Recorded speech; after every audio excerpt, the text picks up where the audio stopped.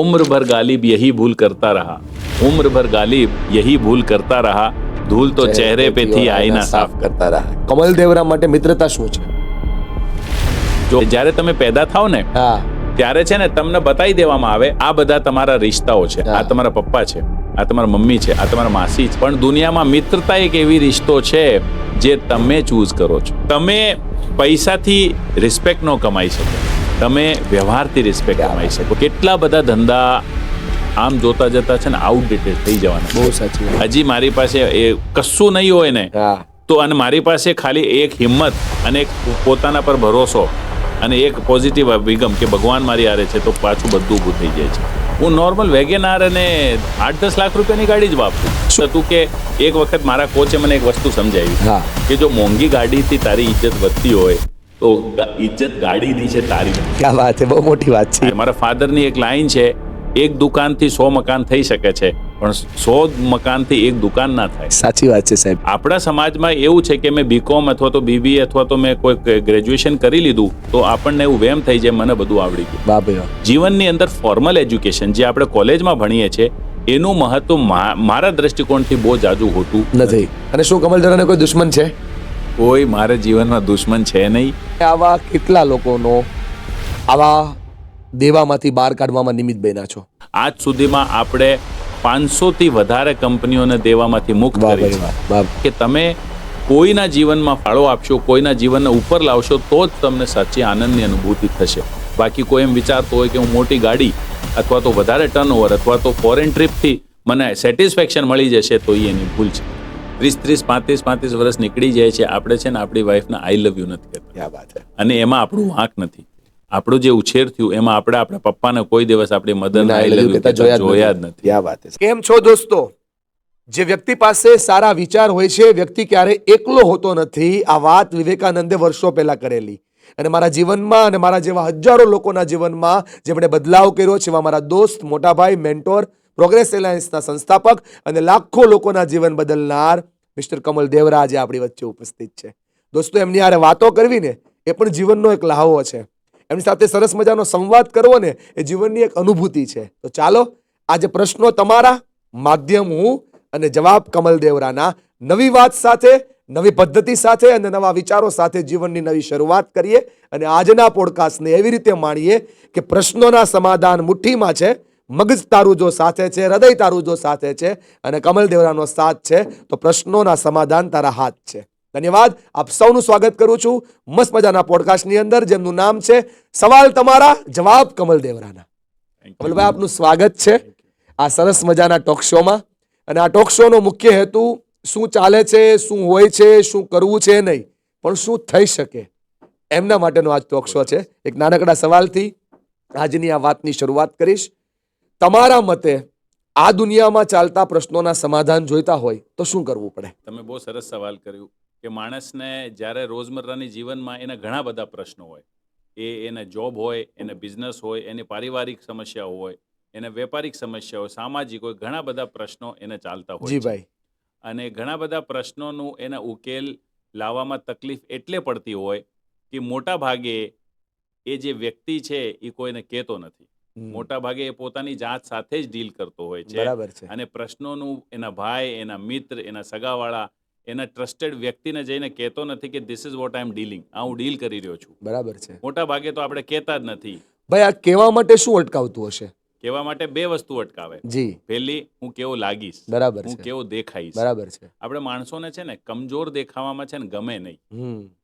આપણને બધાને છે ને પાવરફુલ, બિગ દેખાવાનું હોય. બરાબર છે. અને જ્યારે હું કોઈને કહું કે મને મારી વાઈફ સાથેના વૈવાહિક સંબંધોમાં હાચવતા નથી આવડતું તો હું ખરાબ દેખાવું. બરાબર છે.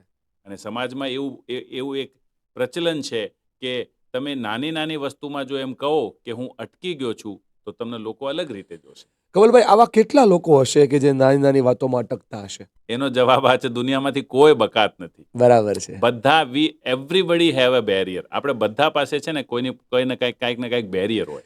હમણાં જ્યારે હું આ દુનિયાને જોઉં છું કમલભાઈ, ત્યારે મને એક મુદ્દો બહુ સામાન્ય દેખાય છે કે મેં ધંધામાં સાહસ કર્યું, બિઝનેસમાં કંઈક સાહસ કર્યું, મને લોસ ગયો અને હવે હું દેવાના ડુંગરા નીચે છું. મારે શું કરવું જોઈએ?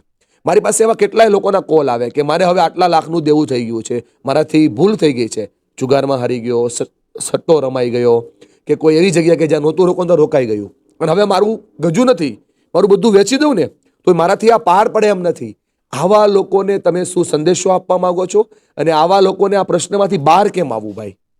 જો પ્રશ્નમાંથી બહાર કેમ આવવું એની પહેલા આપણે આ બહુ વિચારવાની જરૂર છે. જે ઓડિયન્સ જોઈ રહ્યા છે એમને આ બહુ વિચારવાની જરૂર છે કે આનો સોર્સ શું છે, શું કામ એ થઈ જાય છે. યસ. અને એના મૂળ બે કારણ છે. પહેલું જાજુ, વધારે. બીજું જલ્દી. વાહ ભાઈ વાહ. ફાસ્ટ જોઈએ છે અને જાજુ જોઈએ છે. હવે જાજુ મને જોઈએ છે, મારે વધારે કમાવાનો છે. હું બિઝનેસ કરું છું, ક્યારે મારી 5 કરોડની સેલ હતી, પછી મારે વધી, પછી 20 ટાઈમ્સ થઈ, આજે મારે 200 ટાઈમ્સ કરવી છે, મારે કરવી છે. જી. પણ જાજુ સાથે જે જલ્દીનો જે ચેપ લાગી ગયો છે, જે રોગ લાગી ગયો છે આજની જનરેશનને, એ એને બરબાદ કરી રહ્યો છે. હું તમને એક એક્ઝામ્પલ આપું. એક બચ્ચો પેદા કરવામાં 9 મહિના લાગવાના લાગે. હવે કોઈ એમ કે મારે 4 જ મહિનામાં કરી દેવું છે, શક્ય જ નથી, તો તમે વિચારો કે કેવો બચ્ચો પેદા થશે. તો આ જે જાજુ અને જલ્દીનો જે મિશ્રણ થયું છે આજની જનરેશનમાં, એ જે આમ હોય, કેરી હોય, એને પાકવામાં જે સમય લાગવાનું છે તે લાગવાનું છે. કુદરતના નિયમોને આપણે માણતા નથી, એના આપણે છે ને ફોલો નથી કરતા. તો સૌથી મેઇન વસ્તુ છે, આના લીધે આજનો માણસ આ બધા જે લોન, જે કરજા, જે દેવાના જંજાળમાં જે આવી ગયું, એનો મૂળિયો આ છે. હવે રહી વાત એને બહાર કરવાની, તો એમાંથી જો એને બહાર નીકળવું હોય તો સૌથી પહેલા એને છે ને કોઈ એવા વ્યક્તિઓને પકડવું પડે, કોઈ એવા વ્યક્તિઓનો સાથ જોઈએ. જો એને એમ કે તું ચિંતા નહીં કર, થઈ જશે. ક્યાં વાત છે. કેમ કે જે વ્યક્તિ આ પરિસ્થિતિમાં હોય, એનો વર્લ્ડ જે હોય, એની દુનિયા જે હોય, એ આખી અલગ હોય, એ હારી ગયો હોય, એને દૂર દૂર સુધી કોઈ રોશની દેખાતી, આશા જ ના હોય એને કોઈ. તો પહેલા તો કોઈ એવો વ્યક્તિ હોય જે એને કે તું ચિંતા ના કર. યસ. કેમ કે એ તો હારી ચૂકેલો છે, એણે બહુ પ્રયત્નો કર્યા છે કે મારે આમાંથી નથી રહેવું, આ પરિસ્થિતિ કોઈને ગમતી નથી. પણ એણે એકલાય પ્રયત્નો કર્યા ત્યારે હામુની એ પરિસ્થિતિ વધી ગઈ છે. સાચી વાત છે. એને 20 લાખનો દેવું હતો, એને કીધું મારી રીતે ચૂકાઈ દઉં, અને એમાં પ્રયાસમાં એને ચાલી થઈ ગયા. હારેલો જુગાણી બબડું રમે. એક્ઝેક્ટલી. તો સૌથી પહેલા કોઈ એવા વ્યક્તિઓનો ગ્રુપ હોય, એના ફ્રેન્ડ્સ, એના કોર્સ, અથવા તો કોઈ એવા લોકો હોય જે તમારી સાથે ઊભા રહેતા હોય, જેમ કે તું ચિંતા નહીં કર, આ થઈ જશે. અને જો એવા વ્યક્તિઓનો સાથ મળી જાય તો બધું જ મુમકિન છે, બધું જ થઈ છે. તમે આવા કેટલા લોકોનો આવા દેવામાંથી બહાર કાઢવામાં નિમિત્ત બન્યા છો? હવે વ્યક્તિગત રૂપે તો હું ઈશ્વર મને માફ કરે કે હું કહું કે મેં કર્યું છે, પણ પ્રોગ્રેસ અલાયન્સ જે સંસ્થા છે, એ પ્રોગ્રેસ અલાયન્સનો એક ઇનિશિયેટિવ છે, જેનું કમિટમેન્ટ છે કે લોકો દેવામાંથી મુક્ત થાય અને આનંદની ને સુકૂનની નીંદ જીવે. જય હો ભાઈ. રાત્રે જ્યારે ઊંઘ આવે ત્યારે એને કોઈ દેવું ના હોય. એ પીસ એન્ડ હેપીનેસ એને અવેલેબલ થાય, એના માટેનો પ્રોગ્રેસ અલાયન્સના પ્રયત્નો છે. અને તમને જાણીને આનંદ થશે, આજ સુધીમાં આપણે 500થી વધારે કંપનીઓને દેવામાંથી મુક્ત કરી છે. વાર્ષિક પ્રોગ્રેસ અલાયન્સ ડાયરેક્ટલી અને ઇનડાયરેક્ટલી 1000 કરોડ રૂપિયાનો દેવું ભરે છે. ક્યાં વાત લોકોનું. બહુ સાચી વાત. એ દેવું માત્ર નથી ભરાતું, પણ એક પરિવારની એમ કહેવાય ને કે જીવવાની આશા ભરાય છે. એક બિઝનેસમેનને બિઝનેસ કરવાની એક નવી અપેક્ષા ભરાય છે. પરફેક્ટ. બહુ સાચું અને બહુ સારું કામ થઈ રહ્યું છે. પણ મને છે ને કાઉન્ટર ક્વેશ્ચન પૂછવા કમલભાઈ બહુ ગમે. તમે લોકોને દેવામાંથી બહાર કાઢો છો, તમને દેવું થયેલું? Yes, of course.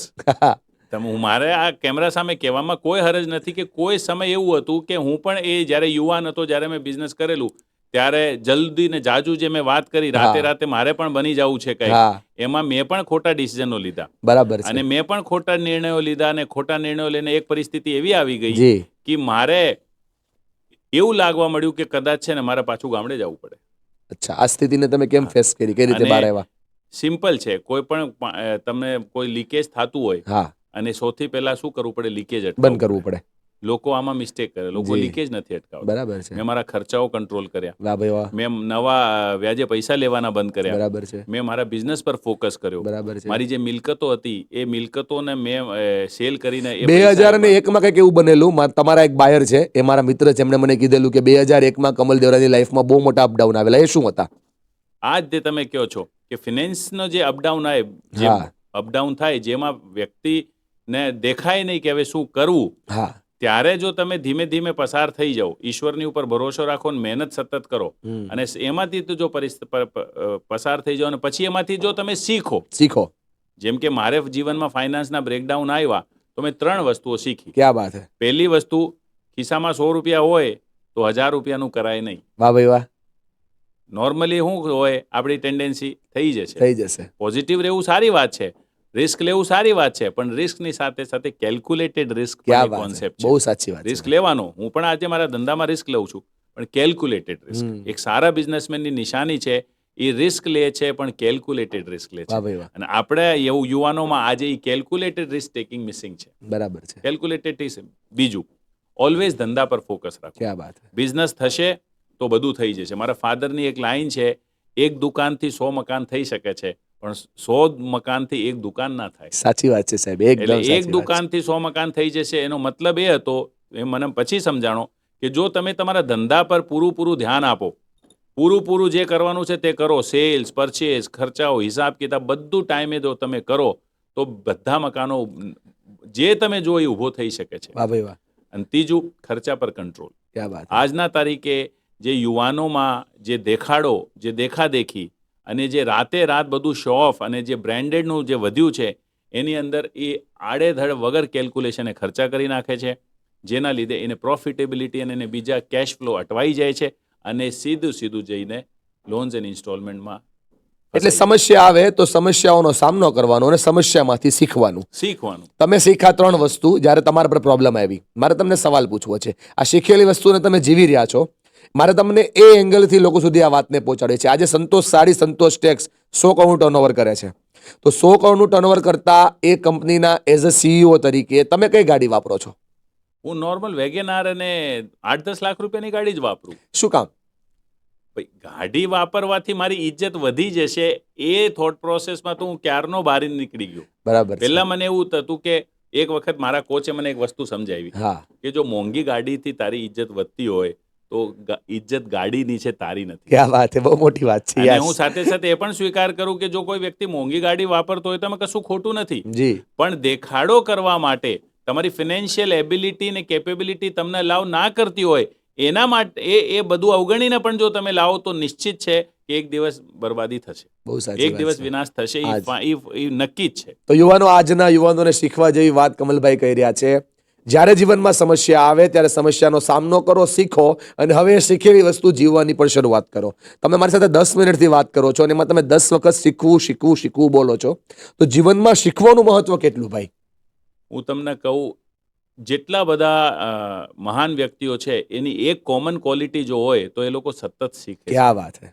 આપણા સમાજમાં એવું છે કે મેં BCom અથવા તો BBA અથવા તો મેં કોઈ ગ્રેજ્યુએશન કરી લીધું તો આપણને એવું વેમ થઈ જાય મને બધું આવડી ગયું. વાહ ભાઈ વાહ. જીવનની અંદર ફોર્મલ એજ્યુકેશન જે આપણે કોલેજમાં ભણીએ છીએ એનું મહત્વ મારા દ્રષ્ટિકોણથી બહુ જાજુ હોતું નથી.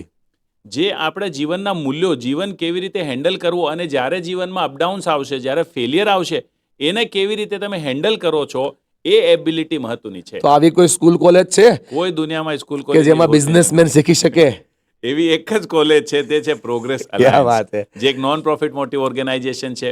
લોકો જાણે છે આ ઓર્ગેનાઇઝેશન એન્ટરપ્રેનર્સને એવું અનુભવ આપે કે એ એકલો નથી. ક્યાં વાત. હું સ્પષ્ટ રૂપથી માનું કે દુનિયામાં આ દેશની સેવા કરનાર વ્યક્તિ જો કોઈ હોય તો આર્મીનો જે વ્યક્તિ યુવાન હોય આપણો, જે અહીંયા ગોળી ખાતો હોય, એ પછી જો કોઈ વ્યક્તિ હોય તો એ એન્ટરપ્રેનર છે. બહુ સાચી વાત છે. અને એનું કારણ છે કે એ લેન્ડલોર્ડને રેન્ટ આપે, સરકારને પેમેન્ટ ટેક્સ આપે, સપ્લાયરને પેમેન્ટ આપે, સેલરીના પૈસા ચૂકવે, અને જો પછી એને વધે તો એ ઘરે લઈ જાય. બહુ મોટી વાત. એટલે આમ જોવા જાવ તો બધાનો પેટ ભરીને જો પોતાના પેટમાં રોટી નાખે એવો વ્યક્તિ છે એન્ટરપ્રેનર છે. યસ. અને એ એન્ટરપ્રેનરને આજે કોઈ એના સપોર્ટમાં છે નહીં. કોઈ એવી સંસ્થા તમે દુનિયામાં નહીં કહી શકો જે એન્ટરપ્રેનર એમ કે તું ચિંતા મત કર, મેં તેરે સાથ ખડા હું. બરાબર. એવી કોઈ સંસ્થા છે નહીં.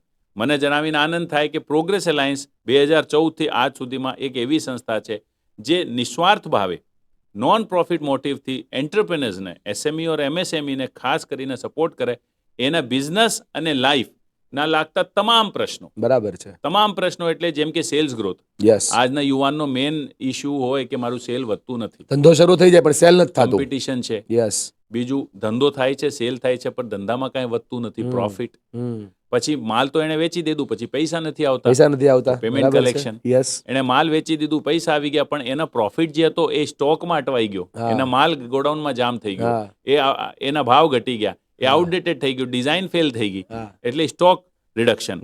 અને એ બધું કરવામાં એણે લોનો લીધી અને Yes. હવે બેંકોના સિકંજામાં ફસાઈ ગયો. બરાબર છે. એટલે લોન્સ એન્ડ ઇન્સ્ટોલમેન્ટ યસ, એ બધું કરે, અને જ્યારે ધંધો એક્સપાન્ડ કરે ત્યારે ટીમ વધારે, હા, તો પછી ટીમ કામ નથી કરતી. બરાબર છે. મોટા ભાગના જે સમસ્યાઓ હોય એક એન્ટરપ્રેનરને લાગતા પ્રશ્નો, જેમાં sales growth, profit growth, payment collection, stock reduction, loans and instalment, time management, team management, એ બધા પ્રશ્નો એન્ટરપ્રેનર કેવી રીતે પાવરફુલી ડીલ કરે અને કેવી રીતે એને રોજમર્રાની લાઈફના એકદમ ઇફેક્ટિવલી અને એફિશિયન્ટલી બિઝનેસ કરે, એના માટે કામ કરનાર સંસ્થા પ્રોગ્રેસ એલાયન્સ.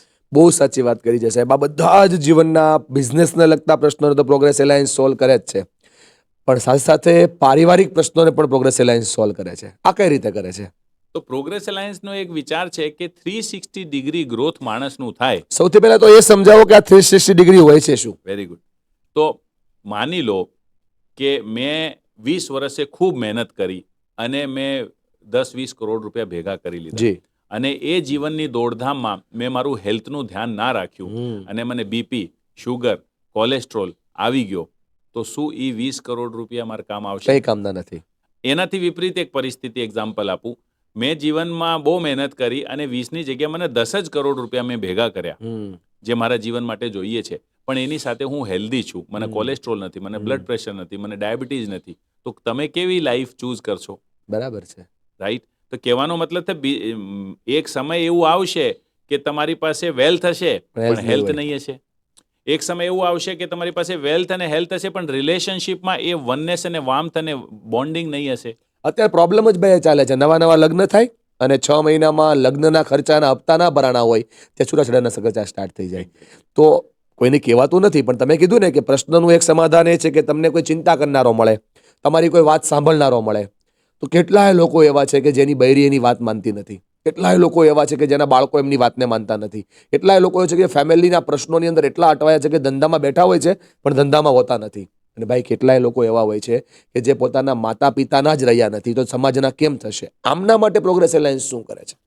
હવે આ જે પ્રશ્ન છે એ તમારો બહુ બ્રોડ પ્રશ્ન છે, જેમાં તમે ઘણી બધી વસ્તુઓનો સમાવેશ કર્યો છે. તો હું એક ને બારીકાઈથી લઈશ, થોડુંક લાંબુ થશે. જેમ કે હું તમને કહું કે સૌથી પહેલા આ સમસ્યાનો મૂળ શું, ક્યાં? આ સમસ્યાનો મૂળ છે એક તો આજની તારીખની અંદર જોઈન્ટ ફેમિલીઓ રહી નથી. બરાબર છે. ન્યુક્લિયર ફેમિલી છે. આ સમસ્યાનો મૂળ છે કે આ જે વધતું જતું શહેરીકરણ જે છે એના લીધે આ સમસ્યાઓ છે. એ સમસ્યા છે કે લોકોને એવું છે કે હું વધારે સારી વસ્તુઓ, વધારે મોંઘી વસ્તુઓ વાપરીને હું સુખી થઈ જઈશ.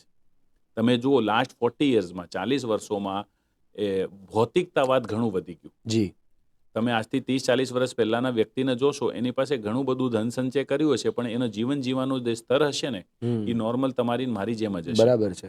એક જે ગેપ નહીં હતો, કોઈ વ્યક્તિ બહુ એવરેજ પૈસા કમાય છે અને કોઈ વ્યક્તિ બહુ જાજા પૈસા કમાય છે, પણ એના લિવિંગ સ્ટાન્ડર્ડમાં એ ગેપ ન હોય. અને ખાસ કરીને મને આનંદ થાય કે જે ગુજરાતી કમ્યુનિટી છે, જે સૌરાષ્ટ્ર કમ્યુનિટી છે, એ લોકોમાં તો હજી એ થોડું ઘણું છે કે people are on down to અર્થ.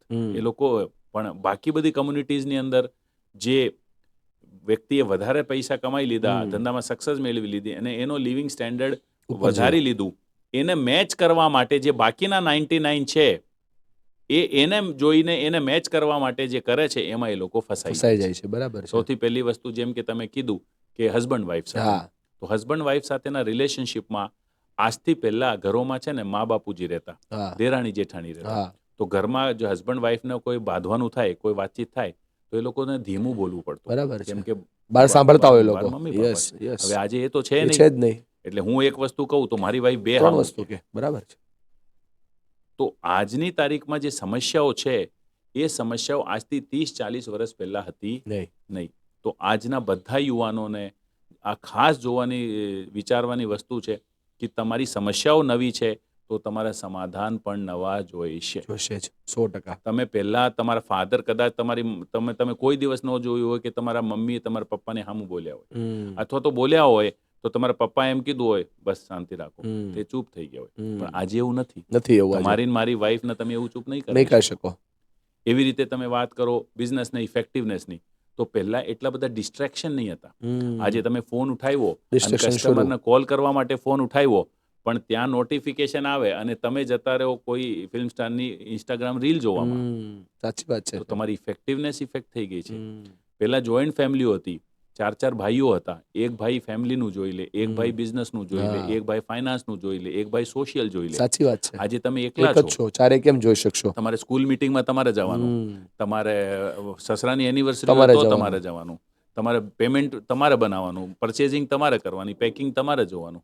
તો એવા સંજોગોમાં, એવી પરિસ્થિતિઓમાં જો તમે ડેવલપ નહીં થાઓ, જો તમે તમારા મસલ બિલ્ડઅપ નહીં નહીં કરો, કરો. જો તમે ઇફેક્ટિવ નહીં થાઓ, તો નિશ્ચિત રૂપે છે ને તમે તકલીફમાં આવી જશો. બરાબર છે. શહેરીકરણની દોડમાં જે ઇફેક્ટિવનેસ, માણસની જે વર્કિંગ કેપેસિટી ઇમ્પેક્ટ થઈ છે, જે વિચાર, તો એને આખું તમે જુઓ કે મોબાઈલની દુનિયાએ તમારું છે ને વિચારવાની શક્તિ બંધ કરી દીધી છે. હમ. તમે શાંતિથી બેસીને 1 મિનિટ માટે શાંતિથી બેસીને એ નથી વિચારતા કે હવે મારા જીવનમાં નવું શું શું કરવાનું કરવું છે, છે? બરાબર છે. સાચી વાત છે. મારે શું કરવું જોઈએ, કયા કયા એરિયાઝ મારા જીવનના કામ છે કરવું જોઈએ છે. જે મારે ઇમ્પ્રૂવ કરવાના છે આ વર્ષે, એવું કોઈ વિચારતો જ નથી. મોબાઈલને જ આપણે ટાઈમ આપી રહ્યા છે. સૌથી વધારે સમય પણ મોબાઈલને જ આપી રહ્યા છે. અને મજાની વાત, જ્યારે મોબાઈલ નહોતા ત્યારે જૂના મિત્રો સાથે વધારે કનેક્શન હતો. હા. દરેક હાથમાં મોબાઈલ છે પણ જૂના મિત્રો છૂટાઈ ગયા. આ મિત્રતાની જ વાત આપણે કરતા હોઈએ તો કમલ દેવરા માટે મિત્રતા શું છે? જો આજે તમે મને એવું પ્રશ્ન પૂછ્યું જે મને આજ સુધીમાં કોઈ નથી પૂછ્યું, અને મારા દિલનો છે ને બહુ નજીકનો પ્રશ્ન છે. મારું એવું માનવું છે, ને તમે જોજો એમાં કેટલી રિયાલિટી છે. જ્યારે તમે પેદા થાવ ને હા. ત્યારે છે ને તમને બતાવી દેવામાં આવે કે આ બધા તમારા રિશ્તાઓ છે. હા. આ તમારા પપ્પા છે, આ તમારા મમ્મી છે, આ તમારા માસી છે, આ તમારા કાકા છે, આ તમારા મોટા બેન છે, આ તમારા નાનો ભાઈ છે. બરાબર છે. કોઈ જીવનમાં એવું રિલેશન નથી કે જે તમારું ચૂઝ કરેલું હોય. હા ભાઈ વાહ, બહુ સાચી વાત છે. પણ દુનિયામાં મિત્રતા એક એવી રિશ્તો છે જે તમે ચૂઝ કરો છો. વાહ ભાઈ વાહ. તમને બતાવવામાં નથી આવતું કે આજથી મનીષ તમારો ફ્રેન્ડ રહેશે, સાચી વાત છે. એ તમે ચૂઝ કરો છો. વાહ ભાઈ વાહ. હા, તમને બતાવી દેવામાં આવે કે આ તમારા મામા છે, એ તમે ગમે કે તમને ના ના ગમે, ગમે, એ રાખવા જ તમારા પડે. મામા એ જ રાખવા પડે. પણ દુનિયામાં મિત્ર એક એવો રિલેશનશિપ છે જે તમે કોઈને કહેવાથી નહીં, તમે ચૂઝ કરો છો, જે તમારા અંતરાત્માની આવાજ આવે. એટલે મિત્રતા જે હોય, જેવો પણ મિત્ર હોય, પણ એ મિત્રની જે રિશ્તો છે ને એ સૌથી ઉપર છે.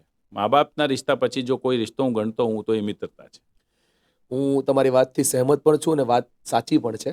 મારે તમારા એક ગુણ વિશે ચર્ચા કરવાની ઈચ્છા છે. આજ સુધીમાં મને 1000 કરતાં વધારે લોકોએ આ વાત કરી કે કમલભાઈનો એક ગુણ કે જે જીવનમાં જીવવા જેવો ગુણ છે, અને એ છે લોકોની પરવા કરવી, લોકોની ચિંતા કરવી. તો આ તમને કિક કઈ રીતે મળે છે કે મારે લોકોની ચિંતા કરવી છે, લોકોની પરવા કરવી? તમારા લાઈફની કોઈ એવી ઇન્સિડન્ટ છે કે જે તમને કનેક્ટ કરાવે છે વારે વારે? તમને કોઈ વ્યક્તિ જ્યારે દુઃખમાં જોવો, દર્દમાં જોવો, તમે એમને મળતો જોવો છો, તો તમને એમની લાઈફમાં ઇનપુટ્સ આપવાની ઈચ્છા શું કામ થાય છે? જો તમે છે ને કોઈ પણ મહાન જ્ઞાની વ્યક્તિને મળો, કોઈ પણ ધર્મગુરુને મળો ને, તો એક વસ્તુ ક્લિયર છે, જેટલા બધા લોકો દુનિયામાં કોઈ યોગદાન આપી રહ્યા છે, જે માનવ જીવનને બહેતર બનાવવા માટે કરી રહ્યા છે, એ આપણા સાધુ સંતો હોય, આપણા માનનીય પ્રધાનમંત્રી હોય, તમે એટલા બધા પ્રોગ્રામો કરો છો જેની અંદર તમે માતા પિતાના જે રિલેશન છે એ એકદમથી આમ ચમત્કારિક રૂપે નેક્સ્ટ લેવલે લઈ જાઓ છો. બચ્ચાઓને જે તમે જે રીતે મોટિવેટ કરો છો નવા લક્ષ્યો તય કરવા માટે, મેં જોઉં છું તમારા, તો એમાં તમને એ કદાચ ખબર હશે કે માણસને છે ને પોતાનું કરીને છે ને આત્મસંતોષ નથી મળતો. માણસને સાચું આત્મસંતોષ મળે જ્યારે એ કોઈ બીજાના જીવનમાં યોગદાન આપે. તમે જો કોઈ પણ વ્યક્તિ તમે ઉઠાવીને જોશો, એમાં એક વસ્તુ કોમન છે કે એ છે ને બીજાના લાઈફની અંદર છે ને જ્યારે કોઈ મેકિંગ અ ડિફરન્સ કરે, જ્યારે એની ક્વોલિટી ઓફ લાઈફને ઉપર લઈને આવે, જ્યારે એને જીવનમાં કોઈ યોગદાન આપે, એ જે સાચું યોગદાન મળે. હવે એ લોકો અલગ અલગ રીતે કરી રહ્યા છે. મારા એક મિત્ર છે જે 365 દિવસ ઝાડ વાવે છે. કેટલા બધા લોકો છે એ છે ને ગરીબ કન્યાઓને ભણાવે છે. કેટલા બધા દુનિયામાં ચાલે છે. દરેક વ્યક્તિ પોતપોતાની રીતે લાગેલો છે. પણ આમાં એક વસ્તુ કોમન છે. એ કોમન વસ્તુ છે કે તમે કોઈના જીવનમાં ફાળો આપશો, કોઈના જીવનને ઉપર લાવશો, તો જ તમને સાચી આનંદની અનુભૂતિ થશે. બાકી કોઈ એમ વિચારતો હોય કે હું મોટી ગાડી અથવા તો વધારે ટર્નઓવર અથવા તો ફોરેન ટ્રીપથી મને સેટિસ્ફેક્શન મળી જશે, તો એ એની ભૂલ છે. શું તમારી આ કિક એ જ પ્રોગ્રેસ એલાયન્સ છે? એક્ઝેક્ટલી. એક તો આ વસ્તુ છે કે એક કોઈ એવું માધ્યમ મારી પાસે હોય જેનાથી હું લોકોના જીવનમાં વેલ્યુ ક્રિએટ કરી શકું, લોકોના જીવનમાં ફાળો આપી શકું, લોકોના જીવનને ઉપર લાવી શકું. અને દુનિયામાં ઘણું બધું કામ થઈ રહ્યું છે. ભૂખ્યાને ભોજન લોકો આપી રહ્યા છે, લોકો રક્તદાન કરી રહ્યા છે, લોકો હોસ્પિટલ્સ બનાવી રહ્યા છે, લોકો સ્કૂલ્સ એન્ડ કોલેજીસ બનાવી રહ્યા છે. પણ મને એ દેખાણું કે એન્ટરપ્રેન્યોર માટે કોણ કરી રહ્યું બરાબર છે? છે. એક બિઝનેસમેન જેને પોતાનો ધંધો સ્ટાર્ટ કર્યો, એના માટે કોણ એવી સંસ્થા છે જે એમ કે તું ચિંતા નહીં કર, હું છું? જેમનું બિઝનેસ શરૂ છે, જેમનું ટર્નઓવર 5,000 થી લઈને 500 કરોડનું છે, એમના માટે કિક લઈને ઉભેલી સંસ્થા એટલે પ્રોગ્રેસ પ્રોગ્રેસ એલાયન્સ. એલાયન્સ. અને આપ એના માટે તત્પર છો. મને એક આ બાબતમાંથી એક સવાલ થાય છે કે આવી વેલ્યુઝ, આવા ગુણો તમારામાં આવ્યા, એની પાછળ જવાબદાર કોણ? એમાં બહુ બધા લોકોનું યોગદાન છે. એમાં યોગદાન છે મારા માતા પિતાનું, જે ઉછેર, માણસનું મોટા ભાગનું ઘડતર જે હોય એ છે ને માતા પિતા આજ દ્વારા સુધી છે ને કમલભાઈ લોકોના જીવન બદલવા માટે બહુ કામ કર્યું છે, લોકોની ચિંતા મુક્ત કરવા માટે. આજે મારે આ માધ્યમથી એ પૂછવું છે કે તમારા માટે તમારા ફાધર મધરનું મહત્વ કેટલું? જે મારી અંદર જે ગુણો છે, જેમ કે હાર્ડવર્ક હોય, ઓથેન્ટિસિટી, સિમ્પ્લિસિટી, આ બધા ગુણોનો જો સિંચન થયું ને એ ઇનડાયરેક્ટલી મારા ફાધર મધર દ્વારા થયેલું છે, બરાબર છે. મારા દાદીમા દ્વારા થયેલું છે. તમારા દાદીમાં સાથે તમારો કોઈ એક કિસ્સો સાંભળો. હા, મારી દાદીમાં છે ને ઓલવેઝ છે ને રાત્રે 12 વાગે અમારા ગામમાં એક મંદિર છે, એની અંદર છે ને પ્રસાદી મોકલતા. તો ઓલવેઝ એને છે ને લોકોને ખવડાવવાનું, લોકોને ચહેરા પર સ્માઇલ લાવવાનું, એના માટે મીઠાઈઓ બનાવતા, એના કામો કરતા, ભગવાનની પોશાકો બનાવતા. તે સેવાનો જે ભાવ છે ને એ નાનપણથી ત્યાંથી આવ્યું બરાબર કે લોકોનું કંઈક કરીએ ને, ઈશ્વરને કંઈક સમર્પિત કંઈક કરીએ તો આનંદ મળે છે. એવા ઘણી બધી સ્મૃતિઓ છે જેમાં છે ને મેં એ શીખ્યો કે એક એન્ટરપ્રેનરને હાર્ડવર્કર હોવું જોઈએ, એક એન્ટરપ્રેનરને છે ને લોકોની લાઈફમાં કોન્ટ્રીબ્યુટ કરવું જોઈએ, એક એન્ટરપ્રેનર કેવી રીતે છે ને બિઝનેસની અંદર સક્સેસ, કન્સિસ્ટન્સી રાખી શકે, એ બધી વસ્તુઓ ક્યાંક ને ક્યાંક મારા ફાધર મધર થી આવી છે. બરાબર છે. કમલભાઈ, આ એટલા માટે વચ્ચે વચ્ચે તમને આવા સવાલો પૂછી રહ્યો છું કેમ કે આપણું જીવન પણ આવું જ ચાલે છે. સવારે નીકળીએ છીએ આપણે બાયર ને સપ્લાયર માટે, સાંજે આવીએ છીએ આપણે ફાધર મધર ને બચ્ચા માટે. તો આજે બે ગેમ આપણે રમતા હોઈએ એને બેલેન્સ કેમ કરવી?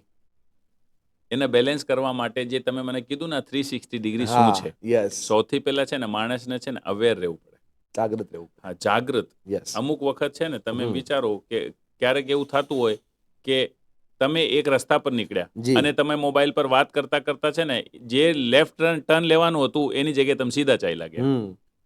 તો બહુ બધી વખત એવું જીવનમાં થશે કે તમને છે ને તમે ભરમાઈ જશો. અને એમાં એક નિયમ કામ કરે, that is clarity. Clarity equals to speed. Yes.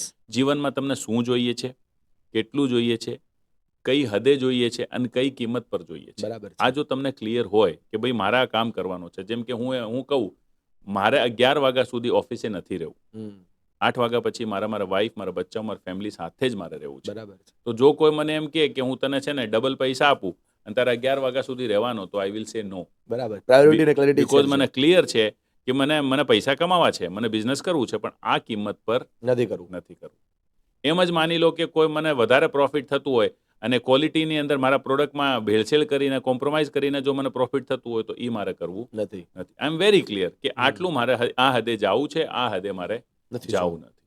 તો જો માણસ ક્લિયર રહે કે ભાઈ એના માટે ફેમિલી કેટલી ઇમ્પોર્ટન્ટ છે, માતા પિતાનું સાથ કેટલો ઇમ્પોર્ટન્ટ. હું ઓલવેઝ કહું કે માતા પિતા સાથે બેસો, તમને અને એમને બેયને ખબર નથી કે એમની પાસે કેટલો ટાઈમ છે. સાચી વાત છે, એકદમ સાચી વાત છે. અને આજે એમને તમારી પાસેથી પૈસા નથી જોતા, લક્ઝરી ગાડીઓ નથી જોતી, લક્ઝરી રિસ્ટ વોચ, મોબાઈલ નથી જોતા, એમને જોઈએ છે તમારા 10-15 મિનિટ. સાચી વાત છે.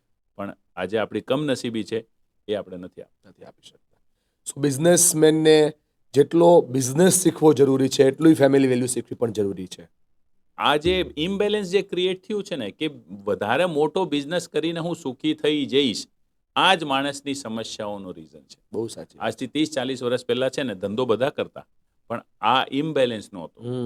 સમાજમાં વ્યક્તિને ખબર હતી કે મારા માટે ધંધો ઇમ્પોર્ટન્ટ છે, ફેમિલી ઇમ્પોર્ટન્ટ છે, સમાજ ઇમ્પોર્ટન્ટ છે, ટીમ ઇમ્પોર્ટન્ટ છે, મા બાપ ઇમ્પોર્ટન્ટ છે, હેલ્થ ઇમ્પોર્ટન્ટ છે. આનું બેલેન્સ હતું અને એ બેલેન્સ જે ગડબડાયું છે એ આજના માણસની સમસ્યાઓનું મૂળ છે. શું આ સમસ્યાઓનું સમાધાન પ્રોગ્રેસ એલાયન્સ પાસે છે? ઓફકોર્સ. પ્રોગ્રેસ એલાયન્સ તમને સૌથી પહેલા અવેર કરે, જાગૃત કરે કે તમારા જીવનમાં શું મહત્વનું છે. એ તમારા જાગૃત મનથી જ તમને અવેર કરાવે કે ભાઈ લાઈફમાં ઇમ્પોર્ટન્ટ શું છે, શું તમારા માટે ઇમ્પોર્ટન્ટ છે. અને જ્યારે તમને ક્લેરિટી આવી જાય કે આ મારા માટે ઇમ્પોર્ટન્ટ છે તો ઓટોમેટિકલી તમારા એક્શન એના માટે થવા લાગે. જેમ કે ફોર એક્ઝામ્પલ તમને ક્લિયર હોય કે કઈ ટ્રેનમાં મારે જવાનું હોય છે, ટિકિટ તમારી પાસે હોય, કોચ નંબર તો તમે બીજી ટ્રેનમાં નહીં બેસશો, બિકોઝ તમને ક્લેરિટી છે. યસ, તો પ્રોગ્રેસ એલાયન્સ ક્લેરિટી લાવવાનું કામ કરે. વાહ, બિઝનેસ કેવી રીતે કરવો એની ક્લેરિટી, ટીમને એનરોલ કેવી રીતે કરવું એની ક્લેરિટી, કસ્ટમર. મેં કેટલા બધા બિઝનેસમેન એવા જોયા છે જે ધંધો કરે છે પણ એના હિસાબ કિતાબ જ નથી. બરાબર છે. એ હિસાબ કિતાબ નથી કરતા. તો હિસાબ કિતાબ જો તમે નહીં કરો, એની ક્લેરિટી જો તમને નહીં હોય, તો તમને ખબર કેવી રીતે પડશે કે તમે ક્યાં છો? So always we focus on bringing clarity. Clarity to aspect કે ભાઈ તમારા ધંધામાં કેટલું પ્રોફિટ થયું, કેટલું સેલ થયું, કેટલું તમારો પૈસાનો સ્ટોક છે, કેટલા તમારા બાકી લેવાના છે. ફેમિલીમાં અમે એટલું બધું ક્લેરિટી રાખીએ કે તમારા બચ્ચાની બર્થડે હોય, તમારા વાઈફની એનિવર્સરી હોય, તે દિવસે તમારે કોઈ એગ્રીમેન્ટ નહીં આપવાનું. અચ્છા, એ દિવસ તમારું ઓનલી ફેમિલી માટે હોવું જોઈએ. શું આપણે આખા વર્ષ દોડીએ છીએ તો આપણે એક દિવસ આપણા બાળક માટે નહીં આપી શકીએ? શું આપણે એક હોલિડે પ્લાન ન કરી શકીએ આપણા બચ્ચાઓ માટે? પણ આપણે લગભગ ધંધાની દોડમાં એટલા ઘૂસી જઈએ છીએ કે આ બધું આપણે કાં તો કરતા નથી ને કરીએ છીએ તો કરવા ખાતર કરીએ છીએ, દેખાડો કરીએ છીએ. દેખાડો. બરાબર છે. કેવલભાઈ, આ પ્રોગ્રેસ એલાયન્સના માધ્યમ દ્વારા પર્સનલ અને પ્રોફેશનલ બંને લાઈફ મેનેજ કરી રહ્યા છો. મારે તમને સવાલ એટલા માટે આ પૂછવાની મને ઈચ્છા થઈ રહી છે કે તમારા જીવનની કોઈ એક એવી ઘટના પ્રોગ્રેસ એલાયન્સના આટલા લોકોના જીવનને બદલતા માત્ર જીવન નથી બદલતું, આખો પરિવારનું જીવન બદલે છે. એમાં કોઈ એક એવી ઘટના કે જે તમને એમ ટચ થઈ ગઈ હોય કે યાર આ મારા કામથી મારું જીવન બદલી ગયું એમ? છે ને, રોજ એવી ઘટનાઓ થાય. હું તમને હમણાંનું એક એક્ઝામ્પલ આપું. હું એક ફંક્શનમાં ગયો અને ત્યાં મારા એક પ્રોગ્રેસ એલાયન્સના મિત્ર હતા અને એમના માતા પિતા સાથે હતા. તો મેં એ પ્રોગ્રેસ એલાયન્સ મિત્રને એક એસાઇનમેન્ટ આપેલું કે તમારે છે ને રોજ 15 મિનિટ પપ્પા સાથે બેસવાનું, રોજ તમારા મધર ફાધર સાથે બેસવાનું અને કશું નહીં કરવાનું. આજે તમે બિઝનેસમાં શું કર્યું એ તમારે ખાલી એમ કહેવાનું, બીજું કાંઈ નથી કહેવાનું. અને એમના ફાધર મારે નજીક આવ્યા ને એને બેય હાથ મારા સર પર મૂક્યા ને કીધું કે 100 વર્ષનો થશે બેટા. ત્યારે એમ થયું કે આપણું કામ છે ને વાકઈમાં વસૂલ છે. એક ફાધરને જે 78 યર્સના ફાધર છે એને એક છોકરો મળી ગયો હોય અને એમણે મને કીધું કે એ છે ને હવે મને સમય આપે છે. એ મોમેન્ટે લાગ્યું કે વાકઈ હું જે કામ કરું ને એ છે ને વસૂલ છે. એવી રીતે હમણાં દિવાળી પર એક દીકરીનો ફોન આવ્યો. હું રાજકોટથી બોલું છું અને મને એનું નામ યાદ નથી. તે મેં કીધું હા બેટા બોલ. તે કે થેન્ક યુ કમલ અંકલ. મેં કીધું શા માટે? તે કે હવે પપ્પા મારતા નથી. મોટી વાત છે સાહેબ. તો એક એવો વ્યક્તિ બોલો છો અને મારા રોંગટા ખડા થાય છે. એક એવો વ્યક્તિ કે જેને છે ને મેં મળ્યો નથી, જેને કોઈ દી જોયું નથી, એવા વ્યક્તિના જીવનમાં યોગદાન આપવાનું જો આપણને ભગવાને તક આપી છે તો એનાથી સારું તો શું હોય? આ વાત તમે જે કરો છો કે એક દીકરીને બાપ મળે છે, એક બાપને એનો દીકરો મળે છે, પણ મારે એ ઘટના સાંભળવી છે કે જે આંખ બંધ કરીને કમલ દેવરા જોવે, અત્યારે આંખ બંધ કરો અને વિચારો કે એ ઘટના કે જે તમને આ કામ કરવા માટે, કેમ કે આ કામ સહેલું નથી. લોકો માટે ઊભું રહેવું, લોકોના પ્રોબ્લેમ સોલ્વ કરવા, તમારે બિઝનેસ છે, તમારે પરિવાર છે, આ બધું સાઈડમાં રાખીને પણ લોકોના પ્રોબ્લેમ સોલ્વ કરવા, એના માટે તમને જે કિક કરે છે એ સાંભળવું. કેમ, શું કામ સાંભળવું છે તમને કહું. દર્શકોએ જોઈ શકે કે આ દુનિયામાં કોઈ એવી સંસ્થા નથી કે જે સંસ્થા બીજાના હિત માટે, બીજાના સારા કલ્યાણ માટે કામ કરતી સંસ્થા હોય. તેનો એક જ હેતુ હોય કે મારી બાજુમાં ઉભેલો વ્યક્તિ મારા જેવો બને, મારું બાજુમાં વ્યક્તિના ગ્રોથમાં મારો ફાયદો થાય. તો આ ક્યાંથી તમને આ વેલ્યુ મળે છે? એમાં એ વસ્તુ છે. પહેલી વસ્તુ તો હું બધાને ક્લિયર કરી દઉં કે અમે લોકો કોઈ સામાજિક કલ્યાણનું કામ નથી કરી. સામાજિક કલ્યાણ બાય પ્રોડક્ટમાં થાય છે. સાચી વાત. અમે લોકો પણ બિઝનેસમેન છીએ, અમે અમારું ધંધો કરીએ છીએ, અમારી પરિવાર હાચવીએ છીએ. અમે બીજાઓની જેમ કોઈ સાધુ સંતની જેમ બધું છોડીને સમાજ કલ્યાણ માટે નીકળી ગયા એવું નથી. અમે અમારી લાઈફ અને અમારા બિઝનેસ સાથે સાથે મેક શ્યોર કરીએ છીએ કે લોકોના જીવન પણ બદલે. અને એ વસ્તુ જો લોકોમાં જાય કે ભાઈ હું મારી લાઈફને પણ સાચવું અને સાથે સાથે મેકિંગ અ ડિફરન્સ પણ કરું, તો સમાજમાં કેટલું બદલાવ આવી જાય. બરાબર છે. લોકોને એમ લાગે કે ભાઈ, લોકોને 2-3 કન્સર્ન હોય. સૌથી પહેલું કન્સર્ન હોય કે ભાઈ પહેલા મારું તો થઈ જાય પછી હું કરીશ. એક વખત 2-5 વર્ષ પહેલા હું મારું કરી લઉં. આપણે જો આપણે સમાજમાં એક ફંડા છે, એક ફિનોમિના છે કે ભાઈ 50-60 વર્ષ સુધી હું પહેલા મારા ધંધાને પરિવાર પર ધ્યાન આપીશ, એ પછી હું છે ને કોઈ સામાજિક કલ્યાણનું વિચારીશ. એવું હોતું નથી. તમે જે સમયે જે તમારી કેપેસિટી હોય એક સમયે એટલું તમે કોન્ટ્રીબ્યુટ કરી શકો છો. બરાબર છે. બીજું, બિઝનેસમેનને એક બહુ મોટો કન્સર્ન હોય કે જો હું આ બધું કરવા જાઉં તો મારું નહીં અટવાઈ જાય. મેઇન સવાલ એનો એ જ હોય, મારું તો નહીં અટવાઈ જાય ને.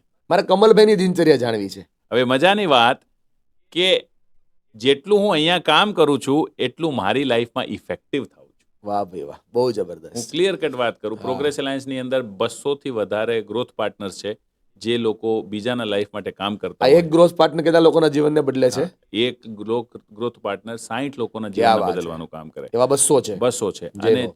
600 કરતા ઉપર ગ્રોથ એસોસિએટ છે જે નાના નાના સમૂહની અંદર બિઝનેસમેનોનો ટેક કેર કરે ક્યાં છે. વાત છે. એમના દિનચર્યામાં એને કામ લખ્યા કે નહીં, ઓફિસે ટાઈમે ગયો કે નહીં, એ મેક શ્યોર કરતા. બરાબર તો છે. એવા 600 અને 200 એ 800 યોદ્ધાઓ પોતાનું જીવનનો વિકાસ પણ કરે, સાથે સાથે એન્ટરપ્રેનરની સાથે પણ ઊભા રહે. વાહ ભાઈ વાહ, એટલે અમે કહીએ ગ્રોઈંગ ટુગેધર. Growing together. કે બધાનો ભાઈ વિકાસ મારું થાય. ખાલી સેલ વધી ગયો એવું નહીં, મારા પાડોશીના, મારા ફોઈના છોકરાનો, મારા મામાના છોકરાનો, મારા ફ્રેન્ડનું, એનો પણ સેલ વધવું બહુ જોઈએ. સાચી વાત છે. અને આ વાત ઉપર મને ભગવાન બુદ્ધની એક વાક્ય યાદ આવે. બુદ્ધ એવું કહેતા કે તમે બીજાના પ્રોબ્લેમ સોલ્વ કરો, ઈશ્વર તમારા પ્રોબ્લેમ સોલ્વ કરશે. ઓટોમેટિકલી થઈ જાય Yes, છે. yes. હું તમને એક્ઝામ્પલ આપું કે હું બહુ વર્ષો પહેલા ટીમ ટ્રેનિંગ આપવા જતો. બહુ સરસ. જે બિઝનેસમેન હોય પ્રોગ્રેસ એલાયન્સના, જેને અંદર ટીમની સમસ્યા હોય, એને હું ટ્રેનિંગ આપવા જતો. હમ. થોડાક વર્ષો પછી મને દેખાણું કે મારી ટીમમાં કોઈ દિવસ ટીમને લઈને Problem ચેલેન્જીસ છે જ આવ્યા નહીં. જ નહીં. તમે જે જે ટ્રેનિંગ આપી, માનો કે તમે ટીમની ટ્રેનિંગ આપી, તમને લોકોને દેવું કેમ મુક્ત કરવું એ ટ્રેનિંગ આપી, તમે મતલબ કે પ્રોગ્રેસ તો એલાયન્સ ઓટોમેટિકલી એનામાં મારું solutions. ફાઇનાન્સ સુધરી ગયું. ક્યાં વાત હું છે. જ્યારે લોકોને દેવામાંથી બહાર નીકળતો તો ઓટોમેટિકલી મારો ફાઇનાન્સની કોઈ દિવસ તકલીફ પડી વાહ ભાઈ નહીં. વાહ. તમે બીજાના ફૂલ આપો એટલે તમારા હાથમાં ખુશ્બુ સુગંધ આવી રહી જ જ જાય. જાય. ક્યાં વાત છે. એ એવું કામ છે. બહુ સાચી તો વાત છે. મારવાડી દ્રષ્ટિએ જોઈએ તો આમ કે આમ ગુઠલીઓ કે દામ. હા, બરાબર તમે છે. બીજાનો કોન્ટ્રીબ્યુટે કર્યો અને સાથે સાથે છે ને તમારો ફાયદો પણ થઈ ગયો. બરાબર છે.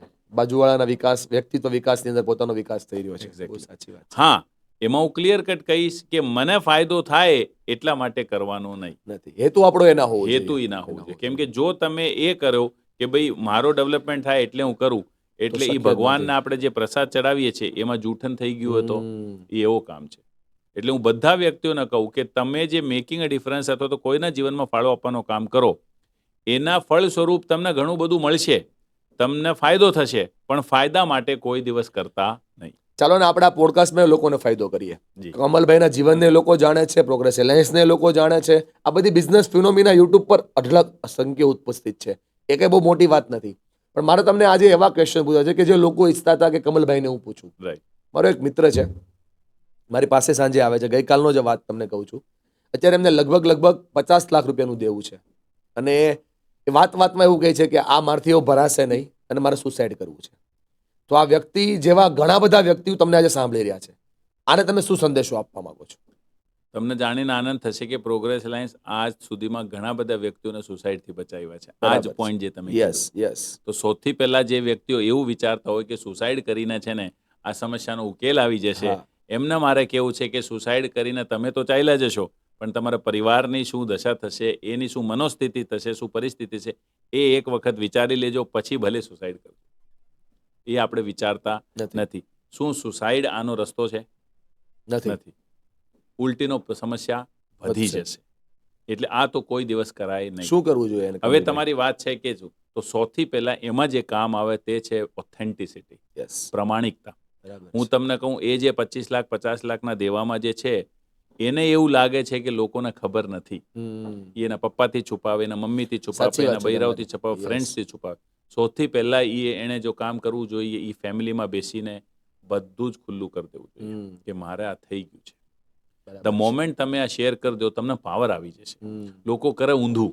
ઊંધું કરે છે. લોકો બતાવતા નથી. પપ્પાને ટેન્શન થઈ જશે, ખોટું મમ્મીને ટેન્શન થઈ જશે. એ લોકોને ઓલરેડી ખબર પડી ગઈ હોય. ભલે અમાઉન્ટ ના ખબર હોય, પણ એ લોકોને ખ્યાલ આવી ગયો હોય કે કંઈક તકલીફ ચાલે છે.